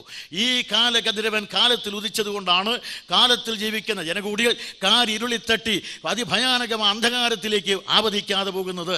അതുകൊണ്ട് യേശു ക്രിസ്തു നൽകിയ അനുഗ്രഹീതമായ വെളിച്ചം. ഇത്രയും പറഞ്ഞ് ഞാൻ ഒന്നാമത്തെ പോയിന്റ് ഇവിടെയാണ്. ചരിത്രത്തിൻ്റെ അർദ്ധരാത്രിയിൽ ലോകചരിത്രത്തിൻ്റെ പ്രകാശിപ്പിക്കുവാൻ ചരിത്ര വിഹായസിൽ ഉദിച്ചുയർന്ന നീതിയുടെ സൂര്യനാണ് കർത്താവായ യേശു ക്രിസ്തു. 2, ജീവിതത്തിൻ്റെ അർദ്ധരാത്രിയിലെ സഹായകൻ. ഉപോത്ബലകം അപ്പോസ്തല പ്രവൃത്തികൾ 16-ാം അധ്യായം 25 മുതൽ വാക്യങ്ങൾ, അതിൻ്റെ 19 മുതൽ വാക്യങ്ങൾ ഞാൻ ഉദ്ധരിക്കുന്നു. നമ്മുടെ കർത്താവായ യേശു ക്രിസ്തുവിൻ്റെ അനുഗ്രഹീതമായ സുവിശേഷത്തിൻ്റെ സന്ദേശം ലോകത്തിൽ പ്രചരിക്കുകയുണ്ടായി. യെരുശലേം, യഹൂദ്യ, ശമറിയ, ഭൂമിയുടെ അറ്റത്തോളം വ്യാപിച്ച് ഇപ്പോൾ ആ സുവിശേഷം ഏഷ്യയിൽ നിന്ന് യൂറോപ്പിലേക്ക് പ്രവേശിക്കുകയാണ്. അങ്ങനെ യൂറോപ്പിൽ എത്തിയപ്പോൾ ആദ്യമായി ഫിലിപ്പിയ എന്ന് പറയുന്ന നഗരം, അത് റോമൻ കോളനി ആയിരുന്നു എന്ന് അവിടെ എഴുതിയിട്ടുണ്ട്. അവിടെ റോമാക്കാർ കുടിയേറി പാർത്ത പട്ടണമെന്ന് മലയാളത്തിൽ. ഈ റോമൻ കോളനിയിൽ ഇപ്പോൾ പൗലൂസ് അവിടെ തുറവാസിലേക്ക് ഇവിടെ വന്ന് അദ്ദേഹം നേരെ നവപ്പൊലി തുറമുഖം വഴി യൂറോപ്പിൻ്റെ പ്രവേശന കവാടം അതുവഴിയായിട്ട് നേരെ ഇപ്പോൾ ഫിലിപ്പിയിലെത്തിയിരിക്കുകയാണ്. ആ ഫിലിപ്പിയ നഗരത്തിൽ യഹൂദന്മാരുണ്ടെങ്കിൽ ഒരു പള്ളി പ്രാർത്ഥനാലയം ഉണ്ടായിരിക്കുമെന്ന് കരുതി അവിടെ എല്ലാം നോക്കിയിട്ട് കാണാതെ പുഴവക്കത്തൂടെ ഇങ്ങനെ സഞ്ചരിക്കുമ്പോൾ അവിടെ കുറേ പ്രാർത്ഥിച്ചുകൊണ്ടിരിക്കുന്ന സ്ത്രീകളെ കണ്ടു. ആ സഹോദരിമാരോട് പൗലോസ് സുവിശേഷം പറഞ്ഞു. ആദ്യമായി നമ്മൾ അവിടെ വായിക്കുന്നത് ലുദിയ എന്ന് പറയുന്ന ഒരു സ്ത്രീ യേശു ക്രിസ്തുവിൻ്റെ സുവിശേഷം സ്വീകരിച്ചു. അവിടെ എഴുതിയിരിക്കുന്ന വാക്യങ്ങൾ പറഞ്ഞാൽ ആ സുവിശേഷത്തിന് കർത്താവ് അവളുടെ ഹൃദയം തുറന്നു. അവളുടെ ഹൃദയം കർത്താവ് തുറന്നു കൊടുത്തപ്പോൾ അവളൊരു കാര്യം ചെയ്തു. അവളുടെ വീട് അവൾ സുവിശേഷത്തിന് വേണ്ടി തുറന്നു കൊടുത്തു. അത് അവിടെ എഴുതിയിരിക്കുന്ന വാക്യത്തിൽ പറയുകയാണെങ്കിൽ, നിങ്ങൾ എന്നെ കർത്താവിൽ വിശ്വസ്ത എന്നെണ്ണുന്നു എങ്കിൽ എൻ്റെ വീട്ടിൽ വന്ന് പാർപ്പിനെന്ന് പറഞ്ഞ് അപ്പോസ്തലന്മാരെ അവർ സ്വീകരിക്കുകയുണ്ടായി. അവിടെ പാർത്തുകൊണ്ടവർ പ്രസംഗം തെരുവിലേക്ക് നീക്കി. ആ തെരുവിലേക്ക് നീക്കിയപ്പോൾ വെളിച്ചപ്പാടെത്തി. അവിടെ കർത്താവായ യേശു ക്രിസ്തുവിനെ സ്വീകരിച്ചു എന്ന് എഴുതിയിട്ടില്ല. അവിടെ ജീവിതത്തിൽ മാറ്റം വന്നു എന്ന് അനന്തര ചരിത്രം കൊണ്ട് മനസ്സിലാകും. അങ്ങനെ അവളുടെ ജീവിതത്തിൽ അടിസ്ഥാനപരമായൊരു മാറ്റം വരികയും അവൾ അഭൂതപൂർവമായിരിക്കുന്ന സുവിശേഷ ശക്തിയിൽ ആകർഷിക്കപ്പെടുകയും ചെയ്തു. ആദ്യം അവൾ ഇവരുടെ പിന്നാലെ നടന്ന് ശല്യം ചെയ്തു. ഇവർ ദൈവത്തിൻ്റെ ദാസന്മാരാണ്, ഇവർ പറയുന്നതാണ് ശരി, ഇവർ പറയുന്നതാണ് ശരി എന്ന് പറഞ്ഞ് ശല്യം ചെയ്തപ്പോൾ പൗലൂസ് മുഷിഞ്ഞ് അവളെ ശാസിച്ചപ്പോൾ അവളെ ബാധിച്ചിരുന്ന ഭൂതം പോവുകയും അവൾ പിന്നീട് സ്വസ്ഥയായി തീരുകയും ചെയ്തു. അതുകൊണ്ട് അപ്പോൾ പിന്നെ അവളെക്കുറിച്ച് വായിക്കുന്നത് അടുത്ത 19 വായിച്ചാൽ ഇത്രയും സംഭവിച്ചു കഴിഞ്ഞപ്പോൾ ഉണ്ടായ ഒരു കാര്യം, ഈ വെളിച്ചപ്പാടത്തി എന്ന് അവിടെ പറയുമ്പോൾ അത് വെളിച്ചപ്പാടത്തിയല്ല, സാധാരണ നമ്മുടെ ഭാഷയിൽ അങ്ങനെ എഴുതി വെച്ചിരിക്കും ദേവദാസിയാണ്. ദേവദാസി വർഗത്തിൽപ്പെട്ട ഒരു സ്ത്രീയാണ് ഇവൾ. ഈ ദേവദാസികൾ പണ്ട് എല്ലാ ലോകത്തും ഉണ്ടായിരുന്നു, ഇന്ത്യയിലും ഉണ്ടായിരുന്നു. നമ്മുടെ ഇത്രയും പരിഷ്കരിച്ച് വന്ന ശേഷവും നിലമ്പൂരിലും ഇപ്പോൾ ഒരു ദേവദാസി കുന്ന് ശേഷിക്കുന്നുണ്ട്. നമ്മുടെ ബോംബെ പോലുള്ള നഗരങ്ങളിൽ വേശ്യയുടെ തെരുക്കളിൽ നിന്ന് ശേഷിക്കുന്നുണ്ട്. ദേവദാസി വർഗം എവിടെയും ഉണ്ടായിരുന്നു. റോമിലുണ്ടായിരുന്നു, ഗ്രീസിലുണ്ടായിരുന്നു. കുരുന്തവരുടെ കുത്തഴിഞ്ഞ വേദിയാണ്. അതുകൊണ്ട് ചുരുക്കി പറഞ്ഞാൽ നമ്മുടെ കേരളത്തിൽ ധാരാളം ഉണ്ടായിരുന്നു. 14-ാം നൂറ്റാണ്ടിലെ മലയാള സാഹിത്യം എന്ന് പറയുന്നത് മുഴുവനും നമ്മുടെ നമ്പൂതിരിമാരെന്ന മൂരി കുട്ടന്മാരുണ്ടല്ലോ, അവർ വെണ്ണയും തൈരും നെയ്യും ഒക്കെ കൂട്ടിക്കുഴച്ച് ചോറുമുണ്ട് ഉദരം തടവി ഉദിച്ചു വന്നതായ ലൈംഗിക വികാര ആഭാസതയിൽ എഴുതി വെച്ച തേവിടിശ കഥകളാണ്. ക്ഷമിക്കണം, ആ വാക്ക് പറഞ്ഞാൽ നിങ്ങൾക്ക് ഇഷ്ടപ്പെടുകയില്ലെന്ന് എനിക്കറിയാം. അതുകൊണ്ട് അന്നത്തെ അത്തരത്തിലുള്ള സാഹിത്യമാണ് മലയാളത്തിന് അവർ സമ്മാനിച്ചു വെച്ചിരിക്കുന്നത്. അതായത് അന്നത്തെ ഏറ്റവും അനുഗ്രഹീതമായിരിക്കുന്ന കഥകളെന്ന് പറയും ഉണ്ണിദേവി, ചിരിദേവി ചരിതം, ഇത്തരത്തിലുള്ള ദേവദാസികളെ വർണ്ണിക്കുന്നതാണ് ആ കാലഘട്ടത്തിലെ സാഹിത്യം. അങ്ങനെ എല്ലായിടത്തും ഉണ്ടായിരുന്നു. അതുപോലെ ഇവിടെയും ഉണ്ടായിരുന്നു. എഫസോസിൽ, അങ്ങനെ ഫിലിപ്പിയിൽ ആ ദേവദാസി ഗണത്തിൽപ്പെട്ട ഒരുത്തിയാണ് ഇവൻ. ആ ഗണത്തിൽപ്പെട്ട ഇവളെക്കുറിച്ച് അടുത്ത വാക്യം കൊണ്ടാണ് ഇത് മനസ്സിലാക്കുന്നത്. ഈ ദേവദാസികൾ എവിടെ താമസിച്ചാലും ഒരു കാര്യമുണ്ട്, സാധാരണ ആളുകളോട് അവർ ബന്ധം പുലർത്തുകയില്ല. ഉയർന്ന തരത്തിൽപ്പെട്ട രാജാക്കന്മാർ, സൈന്യാധിപന്മാർ, വലിയ വലിയ കച്ചവടക്കാർ, കായിക താരങ്ങൾ, ഇവരോട് മാത്രം ബന്ധം പുലർത്തുകയും വമ്പിച്ച ഫീസ് ഈടാക്കുകയും ചെയ്തു. ഇങ്ങനെ വമ്പിച്ച ഫീസ് ഈടാക്കിയാൽ ഒരു വിഹിതം അവർ ഏതൊരു ക്ഷേത്രത്തോട് ബന്ധപ്പെട്ടിരിക്കുന്നുവോ ആ ക്ഷേത്രത്തിന് കൊടുക്കണം. ഒരു വിഹിതം രാജാവിൻ്റെ ഖജനാവിലേക്ക് പോകണം. അത് വളരെ പ്രാചീനമായ ആചാരമായതുകൊണ്ടാണ് ബൈബിളിലെ ഒരു ഭാഗത്ത് എഴുതിയിരിക്കുന്നത്, വേശ്യയുടെ കൂലി ദൈവാലയ ഭണ്ഡാരത്തിൽ വരാൻ പാടില്ല. ഇത് പ്രാചീനമായ ഒരു ആചാരത്തിൻ്റെ അവശേഷമാണ്. അത് കഴിഞ്ഞ് കുറേ കൂടെ കഴിയുമ്പോൾ നമ്മൾ മനസ്സിലാക്കുന്നത് ഇതിൽ ഒരു വിഹിതം ഇവർക്കെടുക്കാം. അങ്ങനെ 3ആയി വീതിക്കുക. ഇപ്പോൾ ഈ വാക്യത്തിൻ്റെ ഭാഗം വായിച്ചാൽ അവിടെ ഇരിക്കുന്നത്, ഇവൾ ഈ വെളിച്ചപ്പാടത്തി എന്ന് പറയുന്ന ഈ വനിതയിൽ ഒരു മാറ്റം ഉണ്ടായപ്പോൾ ഈ തൊഴിൽ നിർത്തിയെന്ന് തോന്നുന്നു. അതുകൊണ്ട് യജമാനന്മാരുടെ ആശ വൈപ്പോയികയാൽ, അങ്ങനെ ഉണ്ടോ എന്ന് നോക്കിക്കോ. അതുകൊണ്ട് യജമാനന്മാരുടെ ആശ വൈപ്പോയികയാൽ അവിടെ യജമാനന്മാരുടെ ആശ വൈപ്പോയി എന്ന് പറഞ്ഞാൽ വേശ്യയെ വെച്ച് കാശാക്കുന്ന ആശാന്മാരുടെ കാശുണ്ടാക്കാനുള്ള ആശ വൈപ്പോയതുകൊണ്ട് യേശുക്രിസ്തുവിൻ്റെ സുവിശേഷം ഇവിടെ വന്നപ്പോൾ ഈ പരിവർത്തനം വരുത്തുന്നത് കൊണ്ട് കോപാവേശം കൊണ്ട് ഇവർ ഇപ്പോൾ അധികാരി വൃന്ദത്തിന് അടുക്കൽ ചെന്ന് ആവലാതി ബോധിക്കുകയാണ്. ഇവർ പറയുന്നത് ഇങ്ങനെയാണ്, റോമാക്കാരായ നമുക്ക് അംഗീകരിക്കാനും അനുസരിപ്പാനും പാടില്ലാത്ത കാര്യങ്ങളെ, അതായത് അപ്പോസ്തല പ്രവൃത്തി 16-19 വാക്യം വായിക്കേണ്ട.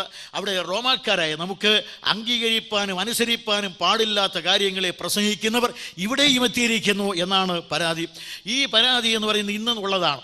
ഇന്നും ഇന്ത്യയിലും ഇതാണ് ഈ പരാതി ഉള്ളത്, ഇവിടെയും അതിൻ്റെ ബാക്കിയാണ്. അതുകൊണ്ട് നമുക്ക് അംഗീകരിക്കാൻ പാടില്ലാത്ത ആചാരങ്ങൾ നിനക്ക് എന്തൊക്കെ അംഗീകരിക്കാം? റോമാക്കാരായി നിങ്ങൾക്ക് എന്തെല്ലാം അംഗീകരിക്കാം? വേശ്യ വെച്ച് കാശാക്കാം, ഏറ്റവും ഹീനമായ കർമ്മങ്ങൾ ചെയ്യാം, അതുപോലെ തന്നെ റോമെ എന്ന ദേവിയെ ആരാധിക്കാം, ജൂപ്പിറ്റർ എന്ന ദേവനെ ആരാധിക്കാം, എല്ലാം മ്ലേച്ഛകർമ്മങ്ങളും ആരാധിക്കാം. അതെല്ലാം നിനക്ക് അംഗീകരിപ്പാനും അനുസരിപ്പാനും പറ്റിയതായ കാര്യങ്ങളാണ്. എന്നാൽ അവയ്ക്കെല്ലാം എതിരായിട്ട് സാൻമാർഗികമായ, ധാർമ്മികമായ, ആധ്യാത്മികമായ മൂല്യമുറ്റ സുവിശേഷമാണ് നിനക്ക് അംഗീകരിക്കാൻ പാടില്ലാത്തത്. ഇന്ത്യയിൽ ഇപ്പോൾ സുവിശേഷകന്മാർക്കെതിരായി മുഴങ്ങി കേൾക്കുന്നത് ഇന്ത്യൻ സംസ്കാരത്തിന് ചേരാത്ത കാര്യങ്ങൾ പ്രസംഗിക്കുന്നവരാണിവർ. അതുകൊണ്ട് പ്രിയ സ്നേഹിതരെ, നമുക്ക് അംഗീകരിപ്പാനും അനുസരിപ്പാനും പാടില്ലാത്ത കാര്യങ്ങളെ പ്രസംഗിക്കുന്നവർ ഇവിടെയും എത്തിയിരിക്കുന്നു എന്നല്ലേ പറഞ്ഞിരിക്കുന്നത്. ഇവിടെയും എത്തിയിരിക്കുന്നു. ഈ യഹൂദന്മാർ ഇവിടെ വന്ന് ഇതാണ് പ്രസംഗിക്കുന്നത്. ആവലാതി കേട്ടപ്പോൾ നിന്ന് പരാതി കിട്ടി കഴിഞ്ഞപ്പോൾ അധികാരി വൃന്ദം അപ്പോസ്തലന്മാരെ പിടിച്ച് നേരെ ജയിലിലടയ്ക്കുകയുണ്ടായി. ഈ ജയിലിലടച്ച് പൗലോസും ശീലാസും ഇപ്പോൾ കാരാഗ്രഹത്തിൽ, ആ സമയത്ത് ജയിലിലെത്തി അവർ ചെയ്ത ഒരു കാര്യം അവിടെ എഴുതിയിട്ടുണ്ട്. അവിടെയാണ് അർദ്ധരാത്രി എന്ന് വരുന്നത്. ഈ ജയിലിലെത്തിയ പുള്ളികളുണ്ടല്ലോ, അതുവരെ എത്രയോ പേരെ ഈ ജയിലിൽ കൊണ്ടിട്ടിട്ടുണ്ട്. ഈ എത്രയോ കുറ്റവാളികൾ ഇവിടെ വന്നിട്ടുണ്ട്. ആ ജയിലിൽ അടിയുടെ, ഇടിയുടെ, നെടുവീർപ്പിൻ്റെ, കരച്ചിലിൻ്റെ, കണ്ണുനീരിൻ്റെയൊക്കെ ശബ്ദമാണുള്ളത്. എന്നാൽ ഈ പുതിയ പുള്ളികൾ 2 എണ്ണം എത്തിക്കഴിഞ്ഞപ്പോൾ അവരെ അടിച്ചിട്ടും ഇടിച്ചിട്ടും കയ്യാമം വെച്ചിട്ടും കൽത്തുറുങ്കിൽ അടച്ചു കിടക്കുന്ന ഈ ശിഷ്യന്മാർ ഒരു കാര്യം ചെയ്തു. അവിടെ അവർ ചെയ്തത് എഴുതിയിരിക്കുന്നത് ഇങ്ങനെയാണ്, അവർ അർദ്ധരാത്രി ആയപ്പോൾ പൗലോസും ശീലാസും പാടി ദൈവത്തെ സ്തുതിച്ചുകൊണ്ടിരുന്നു എന്ന് പറഞ്ഞാൽ ഈ പുതിയ പുള്ളികൾ എത്തിയപ്പോൾ അവിടെ എത്ര അടിയാണെങ്കിലും ഇടിയാണെങ്കിലും പാട്ടും പ്രാർത്ഥനയുമാണ്, ദൈവത്തിന് സ്തുതിയുമാണ് ഉയരുന്നത്. ഇത് റോമൻ ചരിത്രത്തിലല്ല, ലോക ചരിത്രത്തിൽ തന്നെ വിസ്മയമാണ്. ഈ പുതിയ തടവുകാർ വന്നപ്പോൾ ചരിത്രം തിരുത്തി കുറിക്കുകയാണ്. അതുകൊണ്ട് ഒരു കാര്യം ഇവിടെ നോക്കി മനസ്സിലാകും, ഇവരെ ജയിലിലടച്ചാലും അവിടെ പാടും.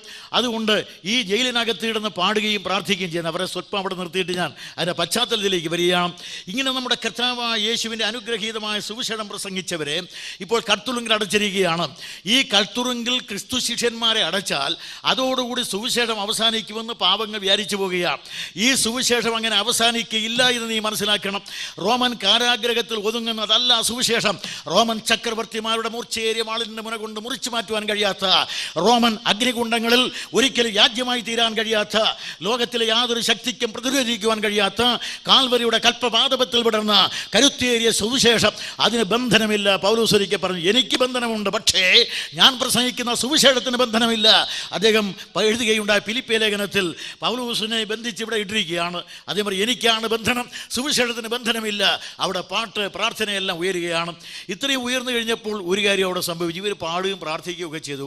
പല ശുദ്ധാത്മാക്കളും ഇന്നും വിചാരിക്കുന്നത് ഈ ദൈവദാസന്മാരെ പിടിച്ച് ഈ ജയിലിലടച്ചാൽ അതോടെ അവസാനിക്കും. നീ ഒരു കാര്യം മനസ്സിലാക്കണം, അങ്ങനെ അവസാനിക്കുകയില്ല. ഈ ജയിലിൻ്റെ ചരിത്രം മാറ്റാൻ അറിയാവുന്നവരാണ് ഇവർ. അതുകൊണ്ട് എനിക്കിത് ഇതുവരെ അങ്ങനെ പോകാൻ ഒരു അവസരം കിട്ടിയിട്ടില്ല. അതുകൊണ്ട് പോയാൽ ഇതുപോലെ ഒരു അവസരം കൈവരുമോ എന്ന് ഞാൻ നോക്കുക. അതുകൊണ്ട് ചുരുക്കി പറഞ്ഞാൽ ഈ യേശുക്രിസ്തുവിനെ സുവിശേഷം പ്രസംഗിക്കുന്ന ആളുകൾ ഇവിടെ എത്തിയപ്പോൾ അവസാനിക്കുമെന്ന് നീ കരുതരുത്. ഇവിടെ എത്തി നിങ്ങൾ എന്താണ് ചെയ്തത്? ഒരു കാലത്ത് നാം അറിയുന്നത് പോലെ ഇതാ വരുന്നു പ്രവാചകന്മാർ, അവരെ നിങ്ങൾ ശിക്ഷിക്കുകയുണ്ടായി. അവിടെ അവസാനിച്ചില്ല സുവിശേഷം. ഈ ജയിലിൽ പോകുന്നത് അത്ര മോശമായ കാര്യമല്ല. നമ്മൾ വിചാരിക്കുന്നത് പൗലോസ് ശീലാസൊക്കെ ജയിലിൽ പോകുന്നത് മോശമല്ലേ? ജയിലിൽ പോകുന്നത് മോശമായ കാര്യമല്ലേ? കള്ളന്മാർ, മോഷ്ടാക്കർ, കൊള്ളക്കാർ, പിന്നെ വൃക്ക വ്യാപാരികൾ, ഇവരൊക്കെയല്ലേ ജയിലിലെത്തേണ്ടത്? അതുപോലെ തന്നെ കള്ളനാണയം അടിക്കുന്നവരല്ലേ ജയിലിൽ പോകേണ്ടത്? കള്ളക്കച്ചവടക്കാർ, മയക്കുമരുന്ന് വ്യാപാരികൾ, ഇവരല്ലേ ജയിലിൽ പോകേണ്ടത്? പക്ഷേ അവരൊക്കെ പോവുകയില്ലെങ്കിലും ക്രിസ്തു ശിഷ്യന്മാരെ അടയ്ക്കും. പക്ഷേ ഈ ജയിലിൽ പോകുന്ന ഒരു മോശമായ കാര്യമല്ല. യേശു ക്രിസ്തുവിനെ പ്രസംഗിച്ചിട്ട് ജയിലിൽ പോകുന്നെങ്കിൽ അത് അഭിമാനാർഹമായ കാര്യമാണ്. അതാണ് പൗലോസോട് പറയുന്നത്. ജയിലെന്ന് പറയുന്നത് എല്ലാവർക്കും വേണ്ടിയുള്ളതാണ്. ഇത് നമ്മുടെ കാശും കൊണ്ടല്ലേ ജയിലുണ്ടാക്കുന്നത്. നമ്മൾ കൊടുക്കുന്ന കരമുണ്ടല്ലോ, ആ ടാക്സ് കൊണ്ടുള്ള പണമാണല്ലോ ഗവൺമെൻറ്റിനുള്ളത്, അതുകൊണ്ടല്ലേ ജയിൽ ഉണ്ടാക്കുന്നത്. ആ ജയിലിൽ ചെന്നൊരു 10 ദിവസം താമസിക്കുന്നൊരു കുഴപ്പവുമില്ല. പക്ഷേ ജയിലിൽ എങ്ങനെ പോകണം? മോഷ്ടിച്ചിട്ട് പോകരുത്, അന്യായം ചെയ്തു പോകരുത്, NOC വിറ്റിട്ട് പോകരുത്. നിങ്ങൾ പോകുമ്പോൾ അതുപോലെ തന്നെ കുഴൽപ്പണ കച്ചവടം ചെയ്ത് പോകരുത്. നിങ്ങൾ ജയിലിൽ പോവുകയാണെങ്കിൽ സുവിശേഷത്തിന് വേണ്ടി പോകണം. അത് ഷാർജയിലായാലും വേണ്ടില്ല, സൗദിയിലായാലും വേണ്ടില്ല, ബഹറിലായാലും വേണ്ടില്ല, ഇന്ത്യയിലായാലും വേണ്ടില്ല, യൂറോപ്പിൽ എവിടെയായാലും പോലും നിങ്ങൾ ജയിലിൽ പോകുന്നുവോ സുവിശേഷത്തിന് വേണ്ടി ആയിരിക്കട്ടെ. ആ ജയിലിൽ പോകുന്ന ഒരു തെറ്റായ കാര്യം. ഈ ജയിലിൽ എത്ര മഹാന്മാർ കിടന്നിട്ടുണ്ട്. ഈ ജയിലെന്ന് പറയുന്നത് മഹാന്മാർക്ക് വേണ്ടിയുള്ളത്, കള്ളന്മാർക്ക് വേണ്ടി മാത്രമല്ല. നമ്മുടെ രാഷ്ട്രീയമായി പറയാൻ മോട്ടിലാൽ നെഹ്റു, ജവഹർലാൽ നെഹ്റു, ഇതുപോലെ എത്ര മഹാത്മാഗാന്ധി, ജയപ്രകാശ് നാരായൺ, സുഭാഷ് ചന്ദ്രബോസ്, ഇങ്ങനെയുള്ള എത്രയോ നേതാക്കന്മാർ കിടന്നിട്ടുണ്ട്. മറുവശത്തേക്ക് വന്നാൽ നോക്കിയ എത്ര നേതാക്കന്മാരാണ് ജയിലിൽ കിടന്നത്? പ്രവാചകന്മാരാണ്. മീഖായാവ് ഈ ജയിലിൽ കിടന്നിട്ടുണ്ട്. പ്രവാചകന്മാർ അനേകര പരമ്പര വരുമ്പോൾ ഇരമ്യാവ് ജയിലിൽ കിടന്നിട്ടുണ്ട്. അതിൽ ഇതാ വരുന്നു യോഹന്നാൻ, അദ്ദേഹം പ്രസംഗിച്ചു. ഇതാ വരുന്നു യേശു ക്രിസ്തു മാനസാന്തരപ്പെടുക.